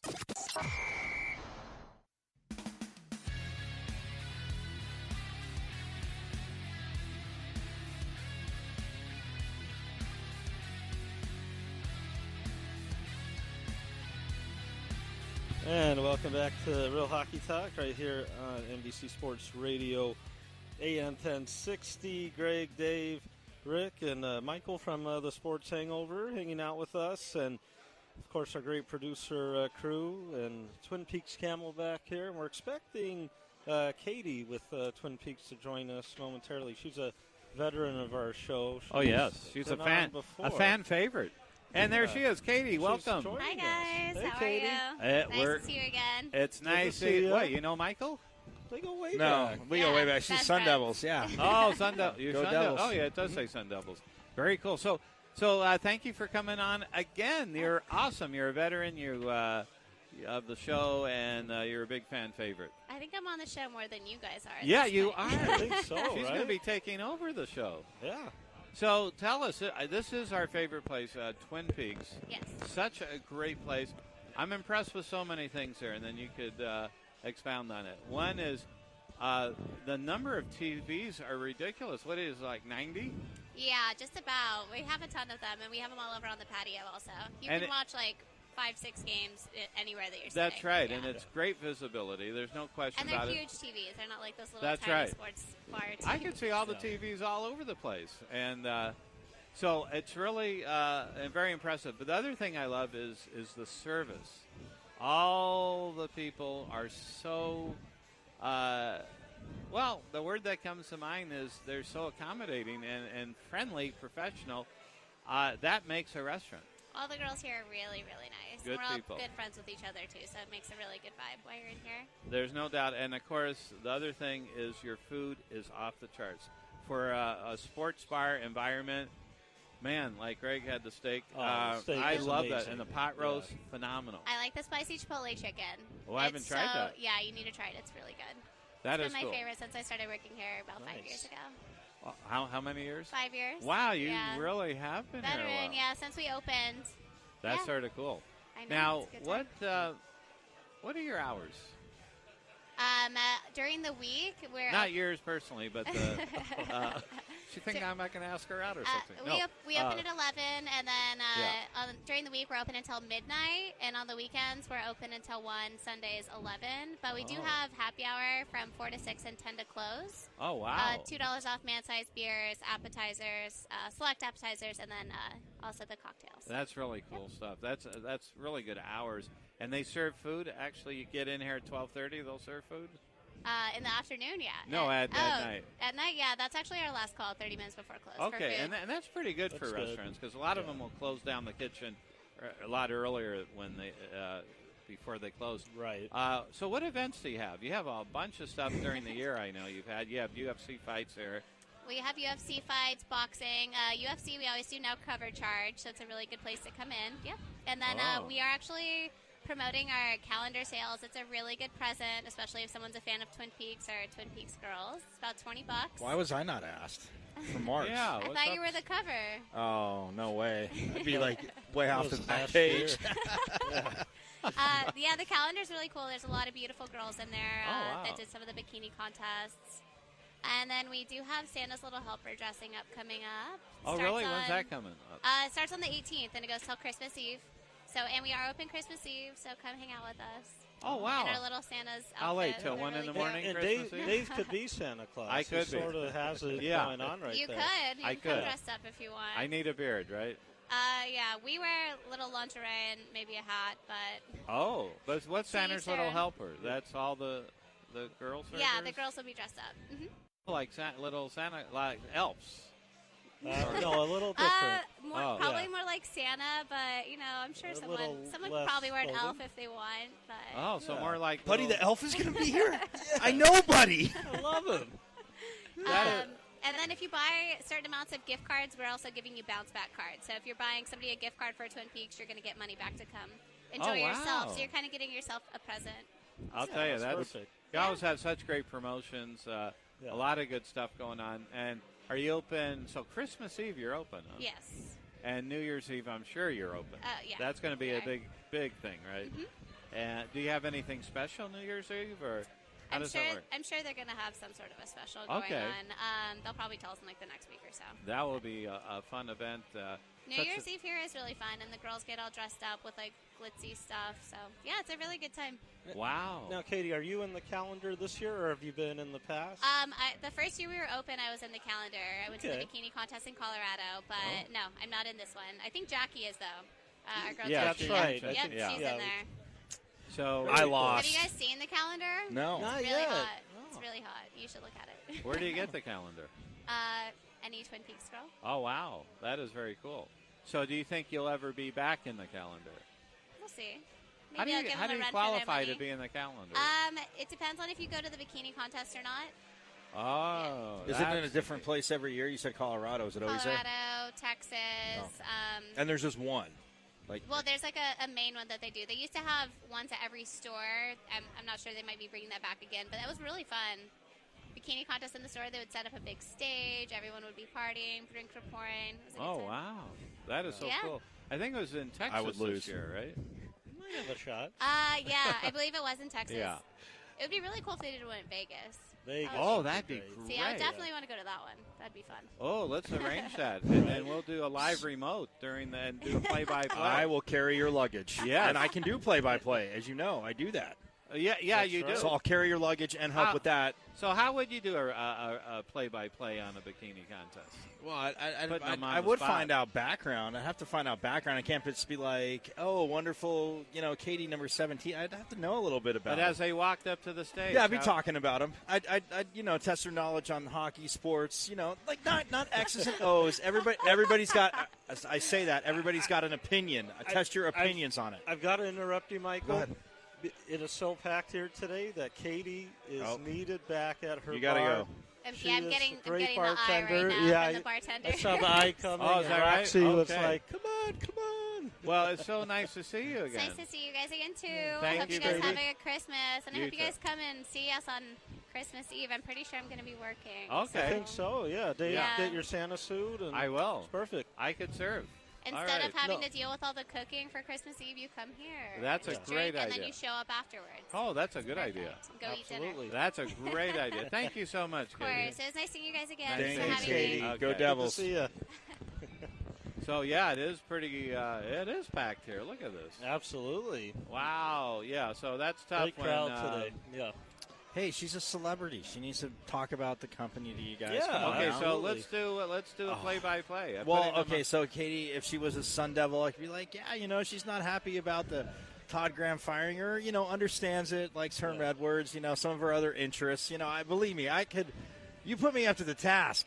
No, you sir, would say, I could do it. There's Katie. I would it's describe nice. her bikini. Yeah, well, That's no, what I'd I'm have saying. to know her designer. Yeah, so if it was like Armani, look at this guy. What is he? Calvin Klein over here? Has he been sandbagging you all these years? I'm Calvin Klein. Yeah, I didn't see, he's tell Calvin anyone. Klein. So I'd be I know like, Brooke Shields very well. Yeah, see. Well, hello. There you go. Hello. Maybe Yes. you're more qualified. I'm just saying. And I know Tom Cruise. I would carry. I got them back together. I would carry your luggage, and I could do the play-by-play. You get me a room in Vegas. We're good to go, man. It is a little scary that though she said Santa's little helpers, he doesn't know what that entails. Yeah. I think he What would is like that? We'll find a picture on there. Yeah, well, actually, I just think yeah. you need to bring him here on Christmas Eve. Yeah, you're probably stop by before dinner. I think it starts at 8 o'clock. 8 o'clock. All day long. 18 through the right through Christmas. through Christmas Eve. At Yeah, least. because Christmas Eve I got to be asleep early for Santa. Absolutely. Oh, yeah. Absolutely. Yeah. Get in bed or he's not coming. So Absolutely. I love Santa Watch. That was the best thing ever. Oh yeah. Radar, see when he's coming in. Do you like that? I love Santa Watch. Well, I see Santa's little helper. I did it, and this is what it came up with. Yeah, it's a little dog from The Simpsons. Is that from The Simpsons? The Simpsons, yeah. Yes. He debuted in season 3, which was like 28 years ago. 150 years Santa's ago. little helper. Yeah. So what happened? I thought it would be girls in bikinis. I'll find one on here and I'll then Wow, show it to that's amazing. Fortunately, this is a radio show. you. Yeah. Yeah, it is indeed. And be like, maybe whoa, this one. the dog. So there's some good movies coming out, though, huh? Yes, there are. They remade Jumanji. Star Wars. Interesting. Oh, yeah. Star Wars, of course. Is number that a one. good one? Star Wars, of course, but Jumanji, the way they went about it, I kind of like. I mean, it's paying homage to the first one, but instead of being in a city. Oh, where did you find that? How come I couldn't find You it? just Google it and You must have some key words that I didn't use. I put Santa's little helper. I just put that with a costume Or and maybe the district court Yeah. put blocks on your laptop. Oh, I think so. Look at that. You're right. That's too funny. Your search engine has not been optimized. Yeah. Wow, that's pretty good stuff. Yeah, a lot of good movies, right? Star Wars, I guess. Star Wars. I got the Paul Bissonnette bobblehead the other night last week. You did? Oh, yeah. How so was that?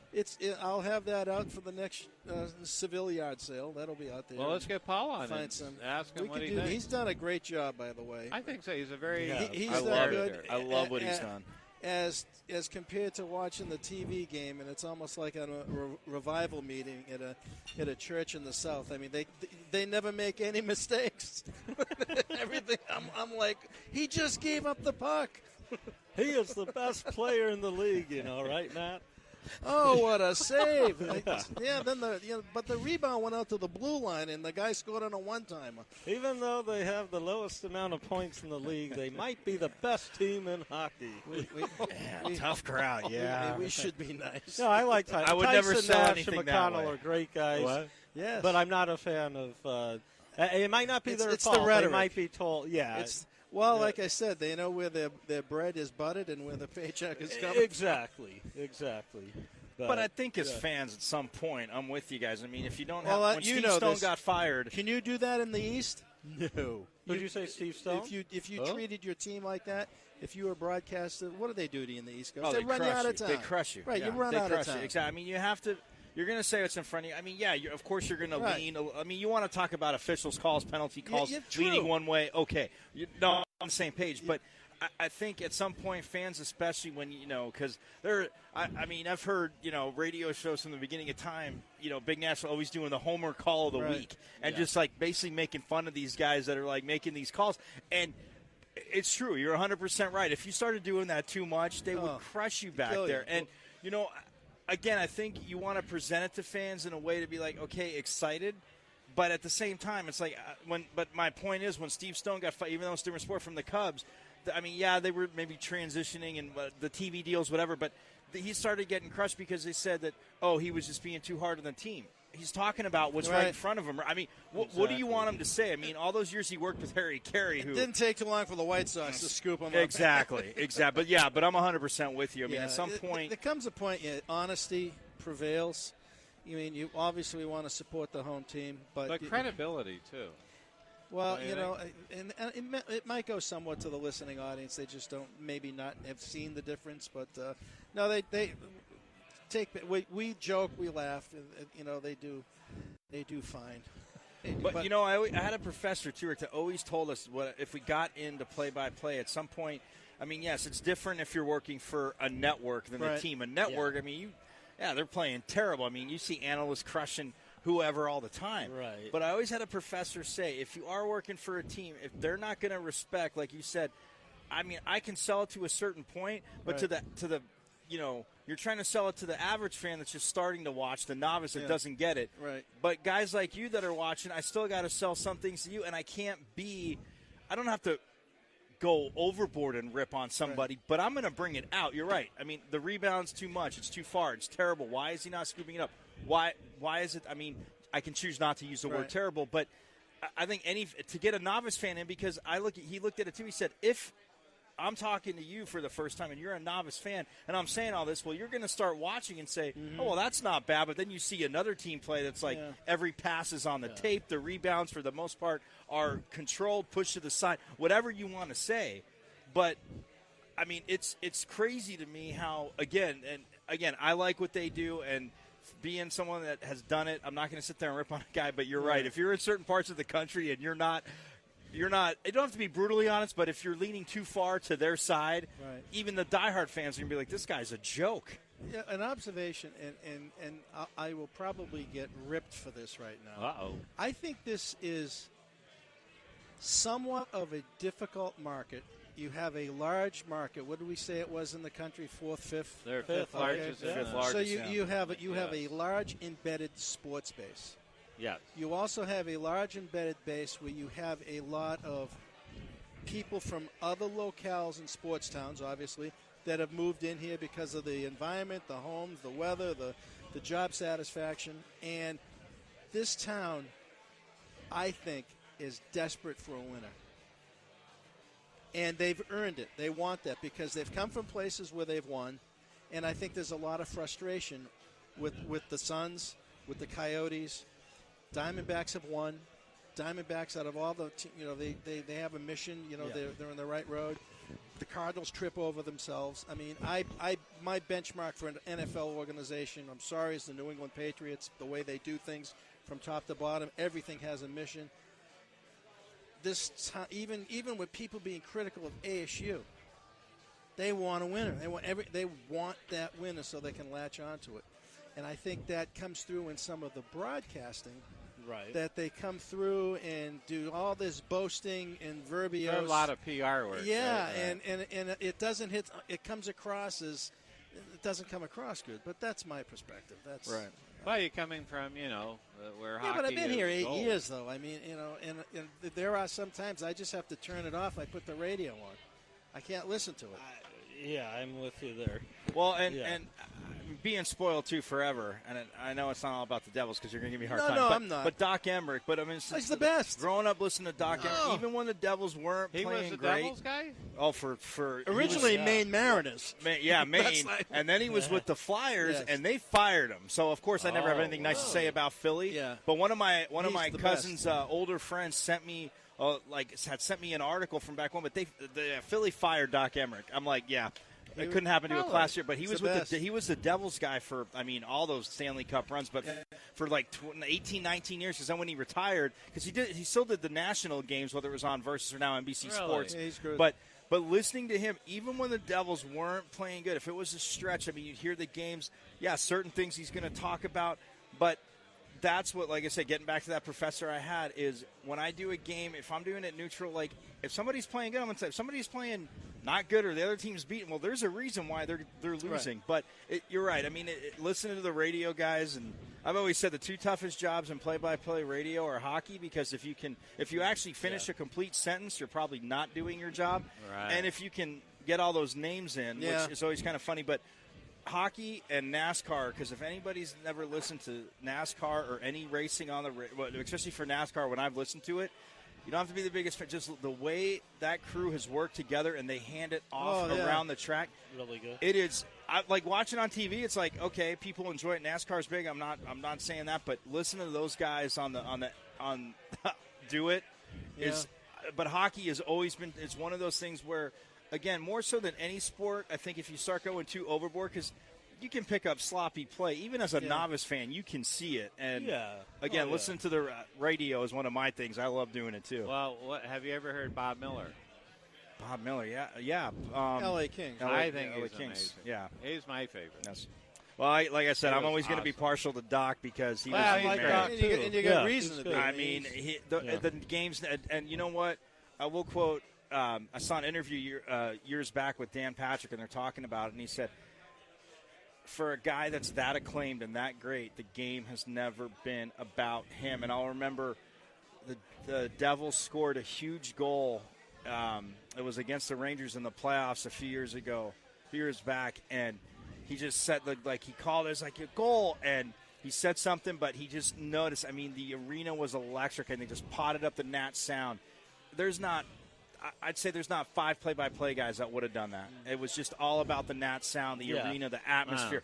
And again, I mean, I would strive to be like someone like that. I mean, it's just awesome. But to listen to these guys, and again, it's a tough job. Again, when you, like you said, where your bread is butter, where you work, you're employees of the team. But at some point, you got to be honest. But I do like the fact, like I've said on your show before, it's a young team. I think they're going in the right direction. I mean, the arena thing needs to get locked down, because we talked about that last time I was on. I mean, it's one of those things where everything, and I heard you guys talking about the cap on the way in, but you get the ownership fine locked down. You get a GM in here, okay, and he's there. But get the arena locked down. Get free agents again wanting to come here. Yeah, well, and not just for the money. Yeah. Right.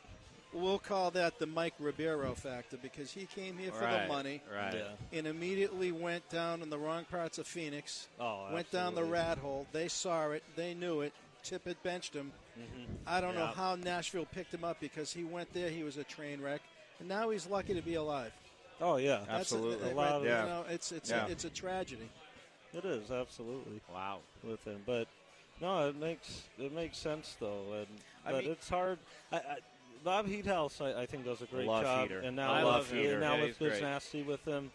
And, McConnell and Nash, good guys, but just because their chemistry, I just too. can't listen to their chemistry with Bissett, like, he'll say some things, and Heater will let him go a little bit, and they'll go. He's so but funny. He brings them back in. Yeah, It's a great balance. And I'm not saying Biz is cheesy. I'm not saying that, but, like, sometimes he'll say things, and but the way Heater works with them, man, I've got to. I've been lucky enough to talk to Heater before, and again, I mean, just overall great guy. But yeah, I mean, they complement each other. I mean, this is their first season together. They complement each other very well. Doing a really good job.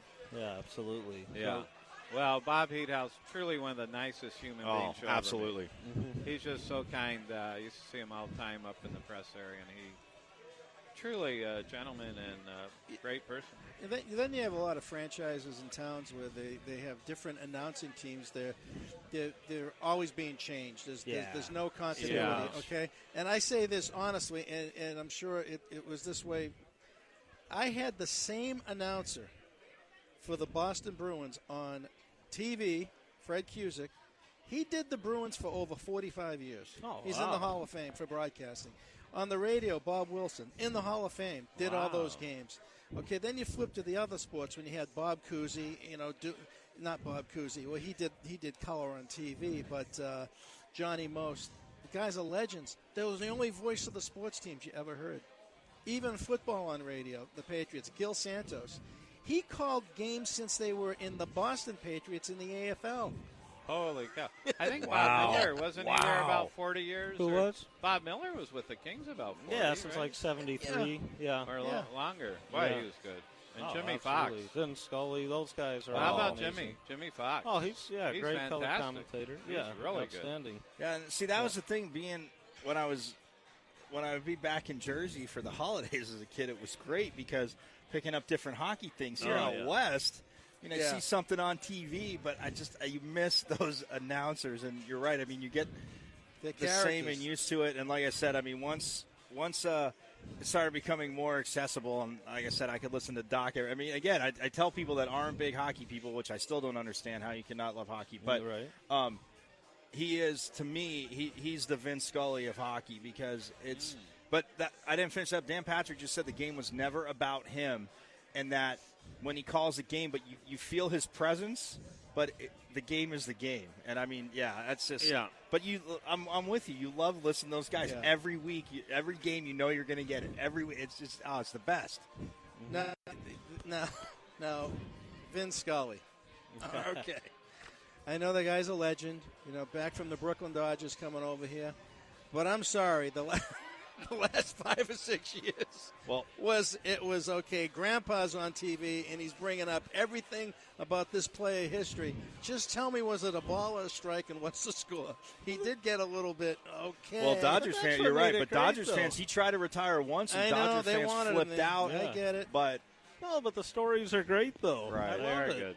Oh, yeah. No, he could tell stories about anything. It was sometimes, for some people, but Dodger fans, I was going to say, don't say that in front of a Dodger fan. They'll go, what are you saying? There's a Dodger fan There's here. probably more here than here's this, this call-up, they're playing the Giants, and this guy just defected from Cuba. But I grew and up it's with his Vin Scully first when time. I was a little guy. And he's telling the story about the guy's mother baking cookies in, Maracaibo, They were Venezuela terrific cookies, at though. 8:30 in the great morning. cookies. Oh, and by the way, it's 2-1 now. But we could see it on the TV. We could see it's 2-1. It's a storytelling. I grew up with love him. it. I was like young. Yeah. If you have XM radio and you're tooling around the city and the Penguins are on, listen to their broadcast. They're good? Mike Lang, he's great. Oh, he comes up with all these little anecdotes, and he does a really good job. Yeah, it's a talent to be a. It is. It's a gift. A play-by-play. It is. No Very doubt. difficult. Yeah, definitely, without a doubt. And getting to our final half hour here from Twin Peaks Camelback, 21st Street in Camelback here. Real hockey talk. We're going to go into baseball a little bit here to end the show. We'd maybe still do some hockey tidbits and stuff, but of course a big trade today with the Yankees and Marlins. Rich getting richer. Get into. Yeah, absolutely. Those Yankees. And this is Real Hockey Talk / Breakthrough Sports. NBC Sports Radio, AM 1060. We'll be right back.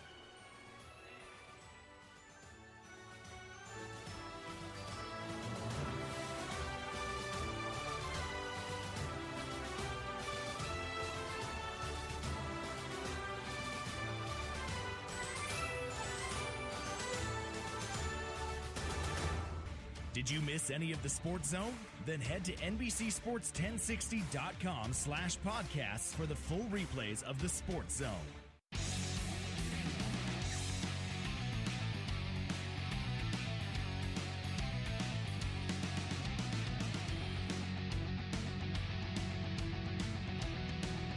And welcome back. Breakthrough Sports here on NBC Sports Radio, AM 1060, broadcasting from Twin Peaks Camelback off 21st Street and Camelback. We're here another half hour or so till 3. Twin Peaks so open until 1 a.m. and last call on food at 12:30 a.m., a little after midnight. And, of course, as the great Katie had mentioned, December 18th through Christmas Eve, it will be Santa's Little Helper time, so the staff dress up as Santa's Little Helper. So it'll be a lot of fun, good atmosphere. With the Simpsons dog. Yeah, absolutely. As Dave thinks, season 3, I think, is when he debuted. But it'll be a little different than that, Dave. I think it'll be very enjoyable for everyone, as well as a great place food. Anyway. Absolutely. No matter what part of the year, it's just awesome. Oh, without a doubt. And you have, of course, Greg, Michael, Rick, and Dave, of course. I am in my food coma from that steak, which is a good thing. It was amazing. the 13 they ounce. have one of the best steaks here. It really is. In any restaurant, any steak. It really actually is outstanding. And so I love it. With the asparagus, and the fries are good, but the asparagus, very unique. So the sauteed green beans you might want to try next time. Maybe I will try that next time. It's really good. Yeah, and but the Yankees, who already have Judge on their team, Sanchez, Gregorius, already a power-hitting juggernaut, gets NL MVP, Giancarlo Stanton. Stanton, 59 home runs last year, and obviously just a huge guy. There's no doubt about that. Now, the Marlins, they're sold, the Derek Jeter group. Now Jeter goes back to his old team, helps him out a little with the trade, but they have to get rid of a lot of salary there. And Stanton, still had $295 million left on his deal. He had an opportunity to go to the Cardinals or Giants, who both had deals worked out with the Marlins. He nixed it, right? Exactly. He only had 4 teams he was willing to waive for. His number one choice was the Dodgers because he's from there. Still lives there, I believe. And the Yankees, who he ends up going to. Oh, he said Astros all the contenders. Dodgers, Astros, Cubs, Yankees. Yeah, and they joked on another local radio that if you had told him which 2 teams were going to be in the World Series this year, he would have put them on the list. Oh, yeah, absolutely. And then, actually, those 2 teams probably were on that list because it just seems like that's the way it's going to go. The Dodgers again, and maybe Yankees or Houston. No, but yeah, what the Yankees were able to do, it's nice because you take on a lot of that contract. $265 million of the deal, $30 million held back by Miami. Right. But still, that's a lot of money to take in. But Yankees could do it. That lineup, Judge and Stanton alone between them are going to hit over 100 home runs. They're almost as many as like the San Francisco But Giants. the problem is they give up almost as many as they get. That's the thing. It all comes down to the pitching.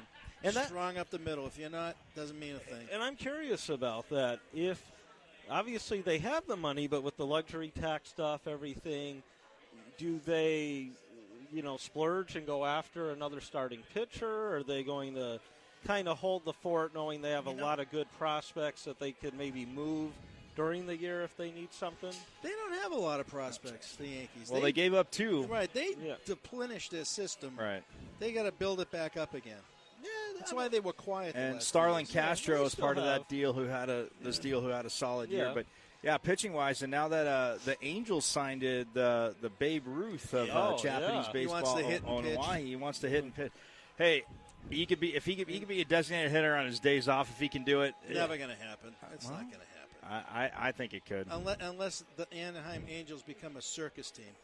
It's not even about a circus. There are managers that have sent hitters up to pinch hit. Madison Bumgarner, when he's healthy. Don Drysdale used to always be a pinch hitter for the Dodgers. Yeah. He had 11 home runs one year. He's batting .300. The guy was a phenomenal athlete. I'll say this. They said that because of the signing thing, he wasn't a regular free agent. Yeah, per se. he could have waited 2 years and got $200 more million. He wanted to come here now. He wanted to come now. He was tired of dominating. Right. Wow. So no matter what he does, he could be a star hitter, star pitcher, but will he do both? Or if he does DH, will it be every day that he doesn't pitch, or will it just be maybe 2-3 of the days and then give that day off before he starts? We'll see what happens. A little surprised because even though there were 7 finalists, I think a lot of people had the Angels maybe as that 7th team. Right. Seattle really thought they had him. From they everything I saw, Seattle was like, and I know the Yankees obviously have their ties with getting players. I know the Red Sox have done it too, and you think, okay, we'll see. But he the didn't Angels. Go but I, to the East. I thought Seattle was. I thought Seattle definitely was in it, but he looked at the pictures of the beach and he said, "Cool." Yeah. So what if you had to pick this guy as a pitcher or a non-pitcher? What would you use him for? He's been clocked at throwing around 100 miles, 101. So if you use him as a reliever, he's not going to be a DH, but he's a starting pitcher. So he could be an ace. I would off the bat. Again, but if he wants to come over and do both, I think he'd be You guys are putting him in Cooperstown. I'm not putting him in Cooperstown. I just said if he wants to do bought both. His ticket to fly over here. If he wants to do both, I think he would be capable of doing it. But would that impact his pitching? It can. I mean, it could potentially. I don't know. But we're talking about when I was on your show last time. We're talking about guys, in hockey, how you played. I mean, pitching. The game has changed. Everybody knows that. But pitchers have sat there and they don't. They used to pitch. They'd start 30 games and finish 28 of them. I mean, you didn't have – I mean, I get it. The game's different. You want to bring a fresh arm in. But a guy like that, I mean, if he's only pitching 5-6 innings and he can sit there and come up to bat and like I said, the proof has to be on the field, but if he can do it, I'm not putting him in Cooperstown yet, but it'll be very interesting. How old is he? 25? 25? 23. Yeah, because we we waited 2 more years. He's a He's young guy? 24. How did he become young? I'll look it up. He went back in age. And so good. I mean, how did he become so good? No, and I know he hasn't played a game yet, so I get. Ohtani, yes. But he has that opportunity to be amazing. It's great for the Angels. Wow. Because they are sort of that. That's They're the second fiddle in the L.A. market, of course. Yeah. And now with Trout, you have this other superstar potential in there. Right. And we'll see how he does, no doubt. But it just sounds like he's as close to a sure thing as really anyone has been, before they reach the majors. So, we'll see how that works for them. He wanted to go to a team, too, where I think he could be that kind of first big-time Japanese player for that team, because Seattle had Ichiro, the Dodgers had Nomo and some other guys. And I think that was a big thing for him. He's not really money-oriented. It's a guy he really just enjoys life and wants to be there to play. And so Seattle had Ichiro, Dodgers had Nomo, and Roberto Duran had Nomas. Yeah. I thought funny. I don't Come on, know. Rick. Wasn't that funny? No, it really wasn't. You were. You tried too hard. Do you remember the Nomas one? Oh, of course I remember Nomas. That was crazy, right? That movie was actually really good, too. Which one? Against the Ropes? Nomas. Oh, No, Hands of Stone, the one that just came out. that was good. Came out recently. No. It came out last year. Didn't he get murdered somewhere in South America? Roberto Duran? Thought he did, I don't know. I don't know. Well, anyway. we never know with Dave, because he thought that John Jelliveau had passed away a week ago, but it was the third-year anniversary. Third-year anniversary last Saturday was brought to our attention. What was it? You brought it up. Oh, yeah, I did say that, didn't I? I couldn't believe it when you were saying that. I was tricking people to see if they knew it, and you guys knew it. It was so exciting. Yeah, he's 23, by the way. It's amazing, really. Wow. So if he would have waited 2 more years, he could have made basically $200 million. But he wants to come over and start because you know what? You said Cooperstown on that signing thing. Yeah, because the team coming keeps over, it. He doesn't get that. No. But the contract he could have got. I know. No. The team, the buying rights is one thing. But what I'm saying is the money he could have made if he waited 2 more years because of how they're structured I think contracts. $200 million is a stretch. But what your point you said putting him in Cooperstown, which I'm not. But a lot of people that are on the fence about is Ichiro a Hall of Famer here because he dominated for so long there and came over later? Well, he's a Hall of Famer here. Exactly. I agree, but there's a lot of people that'll say, "Oh, well, he got a lot over there." And if they're including his professional how much is this guy going to make this time? Oh, I don't know. Not a lot. The contract it's has a bonus. It's the international bonus. Right. It's barely anything. That's the team's money. He doesn't see any of that. Well, no. A lot of teams there's the buying rights, which are like $60-70 million. His contract, because when the Red Sox got when the Red Sox got Daisuke, his contract was $125 million, and they paid off a thing, but his contract here was $125 million. Right, but they signed that contract with Daisuke after the move, not part of the move. Right. No. That's what I'm saying. They have to pay. They have to pay the rights, which the Angels still have to do to this team. But this is different this time because it's the international signing bonus. So he only is getting. The Angels only had like $2 million, so he's only getting something like that for right now. And some of the teams in on him only had a couple $100,000, and he was willing to maybe do that. But when he does hit regular free agency, if he shows when will that to be? do it, couple years. I don't know how long. The Angels. I don't know how long his contract's going to be for, but can't they re-sign him?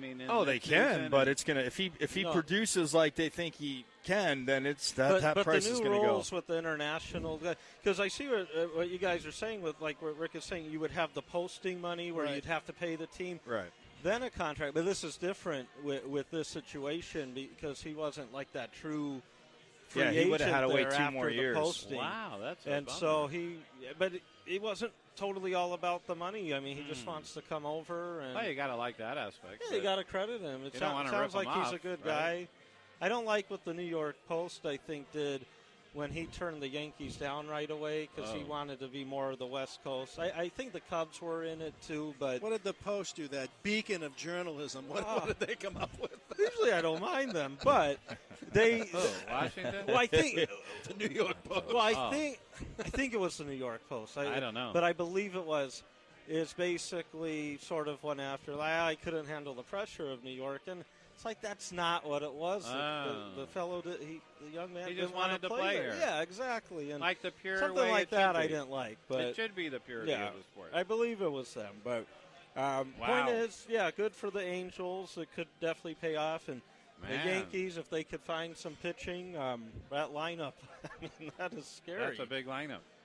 The worry was huge. Now Stanton has an Red opt-out. Sox are afraid now. Yeah. Well, the Stanton had that opt-out after 2020. Now, you would think he probably wouldn't use it because of how much he's making anyways. But we'll see what Bryce Harper gets next offseason. He's scheduled to be free agent. You got Manny Machado. See, everybody's talking about Bryce Harper, and now this with Stanton, I know, changes the Yankees. They're talking about the Yankees or the Red Sox on from this. I've been saying Manny Machado is going to stay in the division. But I didn't think the new ownership, and I didn't think, obviously, with this no trade clause, I didn't think Stanton was going anywhere. But I thought Manny Machado would be the guy ending up in pinstripes. I'm with you 100% on that. I think Machado goes to the Cardinals, and J.D. Martinez goes to the Red Sox. You'll see that. See, I thought, you know what? I would say the Cubs right over the Red Sox, but I think the Cubs-Red Sox are 1-2 for J.D. Martinez. Because I think the Cubs could have used definitely, in that park, an extra bat. But see, what helps Martinez long-term, you give him a 7-year deal, the last 3 years of his contract, he can be a DH. You can't do that in the Cubs. Right. Yeah, and that's something that could come in. And nothing against J.D. Martinez. He's not a Gold Glove outfielder. No. He's not, especially right field. No, I wouldn't say Gold Glove. But he's not a gun in right field. He's a hitter. Oh, yeah. And even though, again, the Giants, like the Cubs, are an NL team, I know they have interest. Well, they have interest in anyone. But, they want to do something big. Maybe that's who they go after, which, again, I agree with what you guys are saying. But Machado, to me, that's the guy. If the Orioles can keep him, good for them. I don't think they can afford him. Nah, they're going to. It's not like he had a great year either. He had a down year by his standards. I think I'd this still, would be I'd a still good want him time in my to lineup trade him. every day. Get some assets. Don't lose them for free next offseason. And the winter meetings now starting tomorrow are going to be great because we saw Stanton go, so now the floodgates will open. Well, that trade happens. But again, J.D. Martinez, I could see him ending up. You're right. The DH, but playing right in Wrigley. He did it here.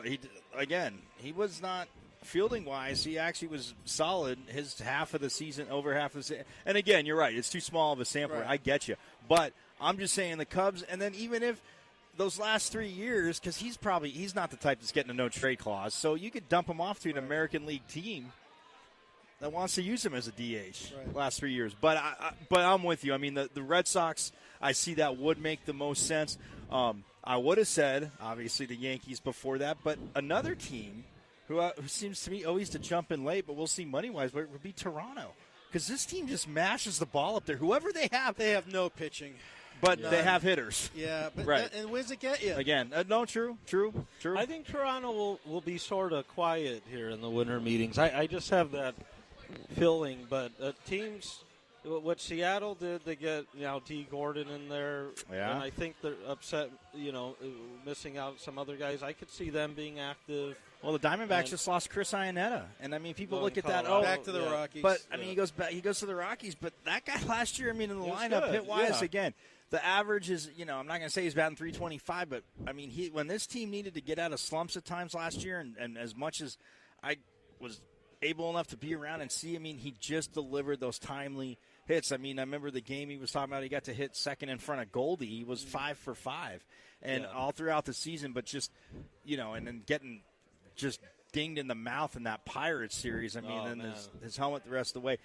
Again, Torey Lovullo has done things that they're set up to where they'll miss a guy like that, but it's interesting. Tomas will be back because he was injured, and he's not Martinez. That contract, and Rick, you talk about contracts. I mean, taking on Stanton is one thing. They're not, but the Diamondbacks are going to have to eat some of that money for Tomas's contract. And a lot of these guys a lot of these Cuban players that came over where you don't know their true ages. They don't have plate discipline. The Red Sox get sucked into that with Moncada and a few other guys. Castillo. They swing at everything. They have no discipline. They come over here. Yeah. I'm sorry. They don't know how to manage their money. They've got $1 in their pocket plus, and a lot of it goes back to the Cuban mafia, and you're going to see a pullback on a lot of these people because it's not a good investment. Dominican players have discipline at the plate, but you're right. No, 100%. I agree with you. I agree with you. And on the trade market with the Marlins, I mean, you still got to look for that because if they move Osuna or even Yelich, because that was probably the best outfield in baseball last year with those two and Stanton, from an offensive standpoint especially. I mean, those guys, with Osuna and Yelich, still young guys. Yelich is on a good contract, and Osuna, I believe, has one more year of team control, maybe 2. But, man, those guys, one would get quite a bit in a trade for them, more than Stanton would because the money issue with him. But, man, a lot of contenders would love to use guys like that. Well, and the fact that the Marlins, and you're right, Greg, too, and the fact that the Marlins guys only had to eat $30 million. Now, believe it or not, I have more of a baseball background than hockey from college and a little minor league, and I was a pitcher. Ohtani has been compared to Steven Strasburg in his delivery. In baseball, pitchers now teach a different move. It's called the power T when you come around and you lock up. Guys are throwing 100 miles an hour. You see these guys come up in their middle relievers. Throws 100, and then they blow it the up. Arms go. This is TJ surgery within 5 years, if not before. Strasburg's had it twice. You cannot put that stress on your elbow. And everyone that's in the know said they looked at that and they said, now they looked at Daisuke when he came up. Oh, that's who it was, Daisuke.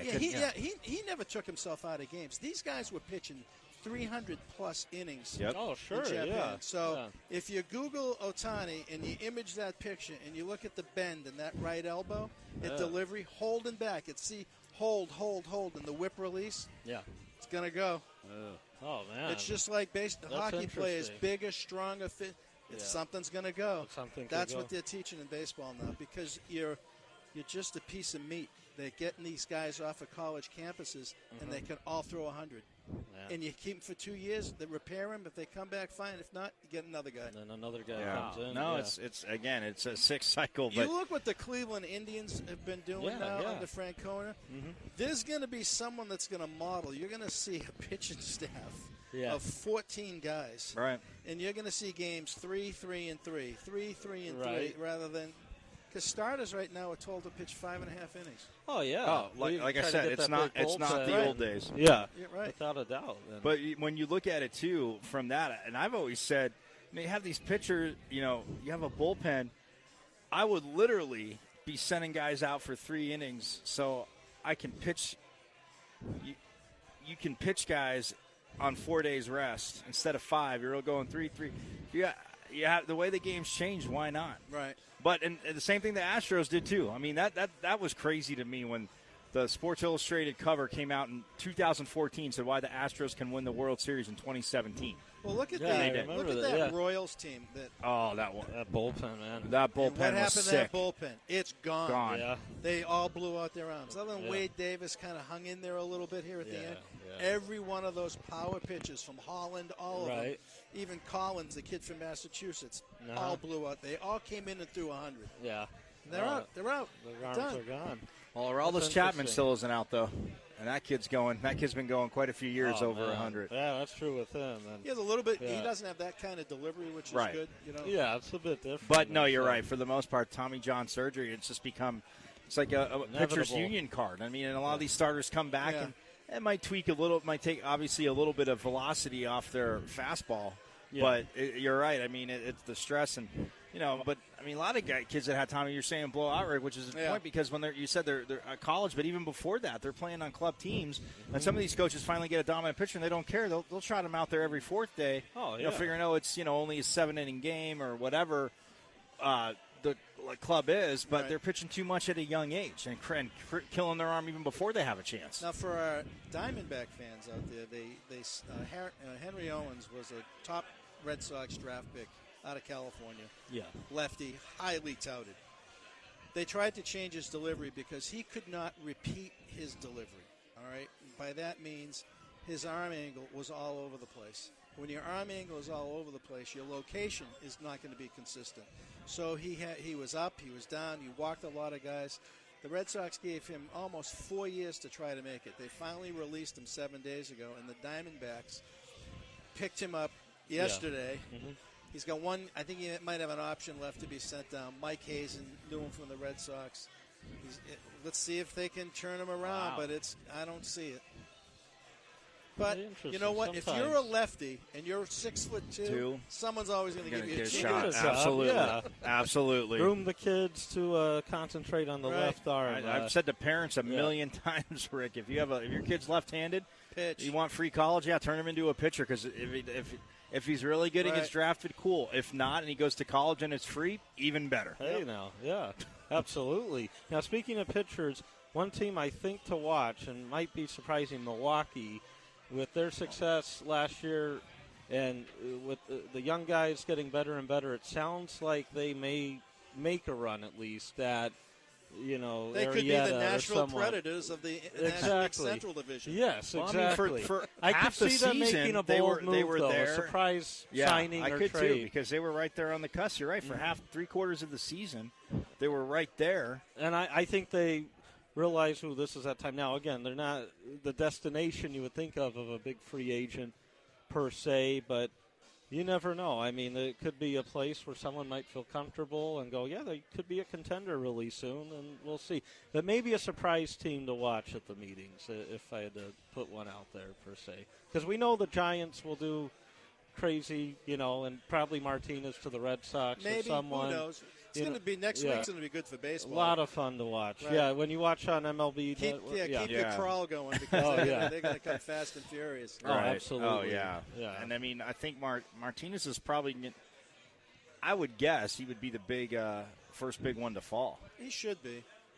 But he does have Scott Boras, who sometimes likes to hold the guys out a little, but – Well, I mean, he's saying $200 million. I mean, he can throw that out there all he wants. No, but I'm saying he was saying – they were thinking of $200 million. You're not getting. I'm not paying that for Mark. I'm with you on that. I'm not paying that. Right. If it's 10 years at $220 million, he wants $25 to $30 million a year, and he's not getting. Yeah. But yeah, I heard that too, where he asked. Yeah, Scott Boras said that out loud. Which they're going to do. Yeah, that's Boras for you. But special thanks everyone here and in studio, of course, with crew, our great producer. Yeah, great job. Absolutely. Thanks to Brad Maxwell. Yeah, and Katie here and the rest of the staff and great folks here at Twin Peaks Camelback off 21st Street and Camelback. They're open till 1, but we're going to be signing off right now. We'll be back with you next week from 12 to 3, but also a thanks, Dave, Rick, Michael from the Sports Hangover, and Greg here, and so, again, keep close attention there to the winter meetings. If you're a baseball fan, it's sort of like Christmas come early there, and especially for Yankee fans today. They're really pumped up with their move for Giancarlo Stanton. And we'll see you guys next week for Real Hockey Talk and Breakthrough Sports on NBC Sports Radio, AM 1060. Have a great rest of the weekend.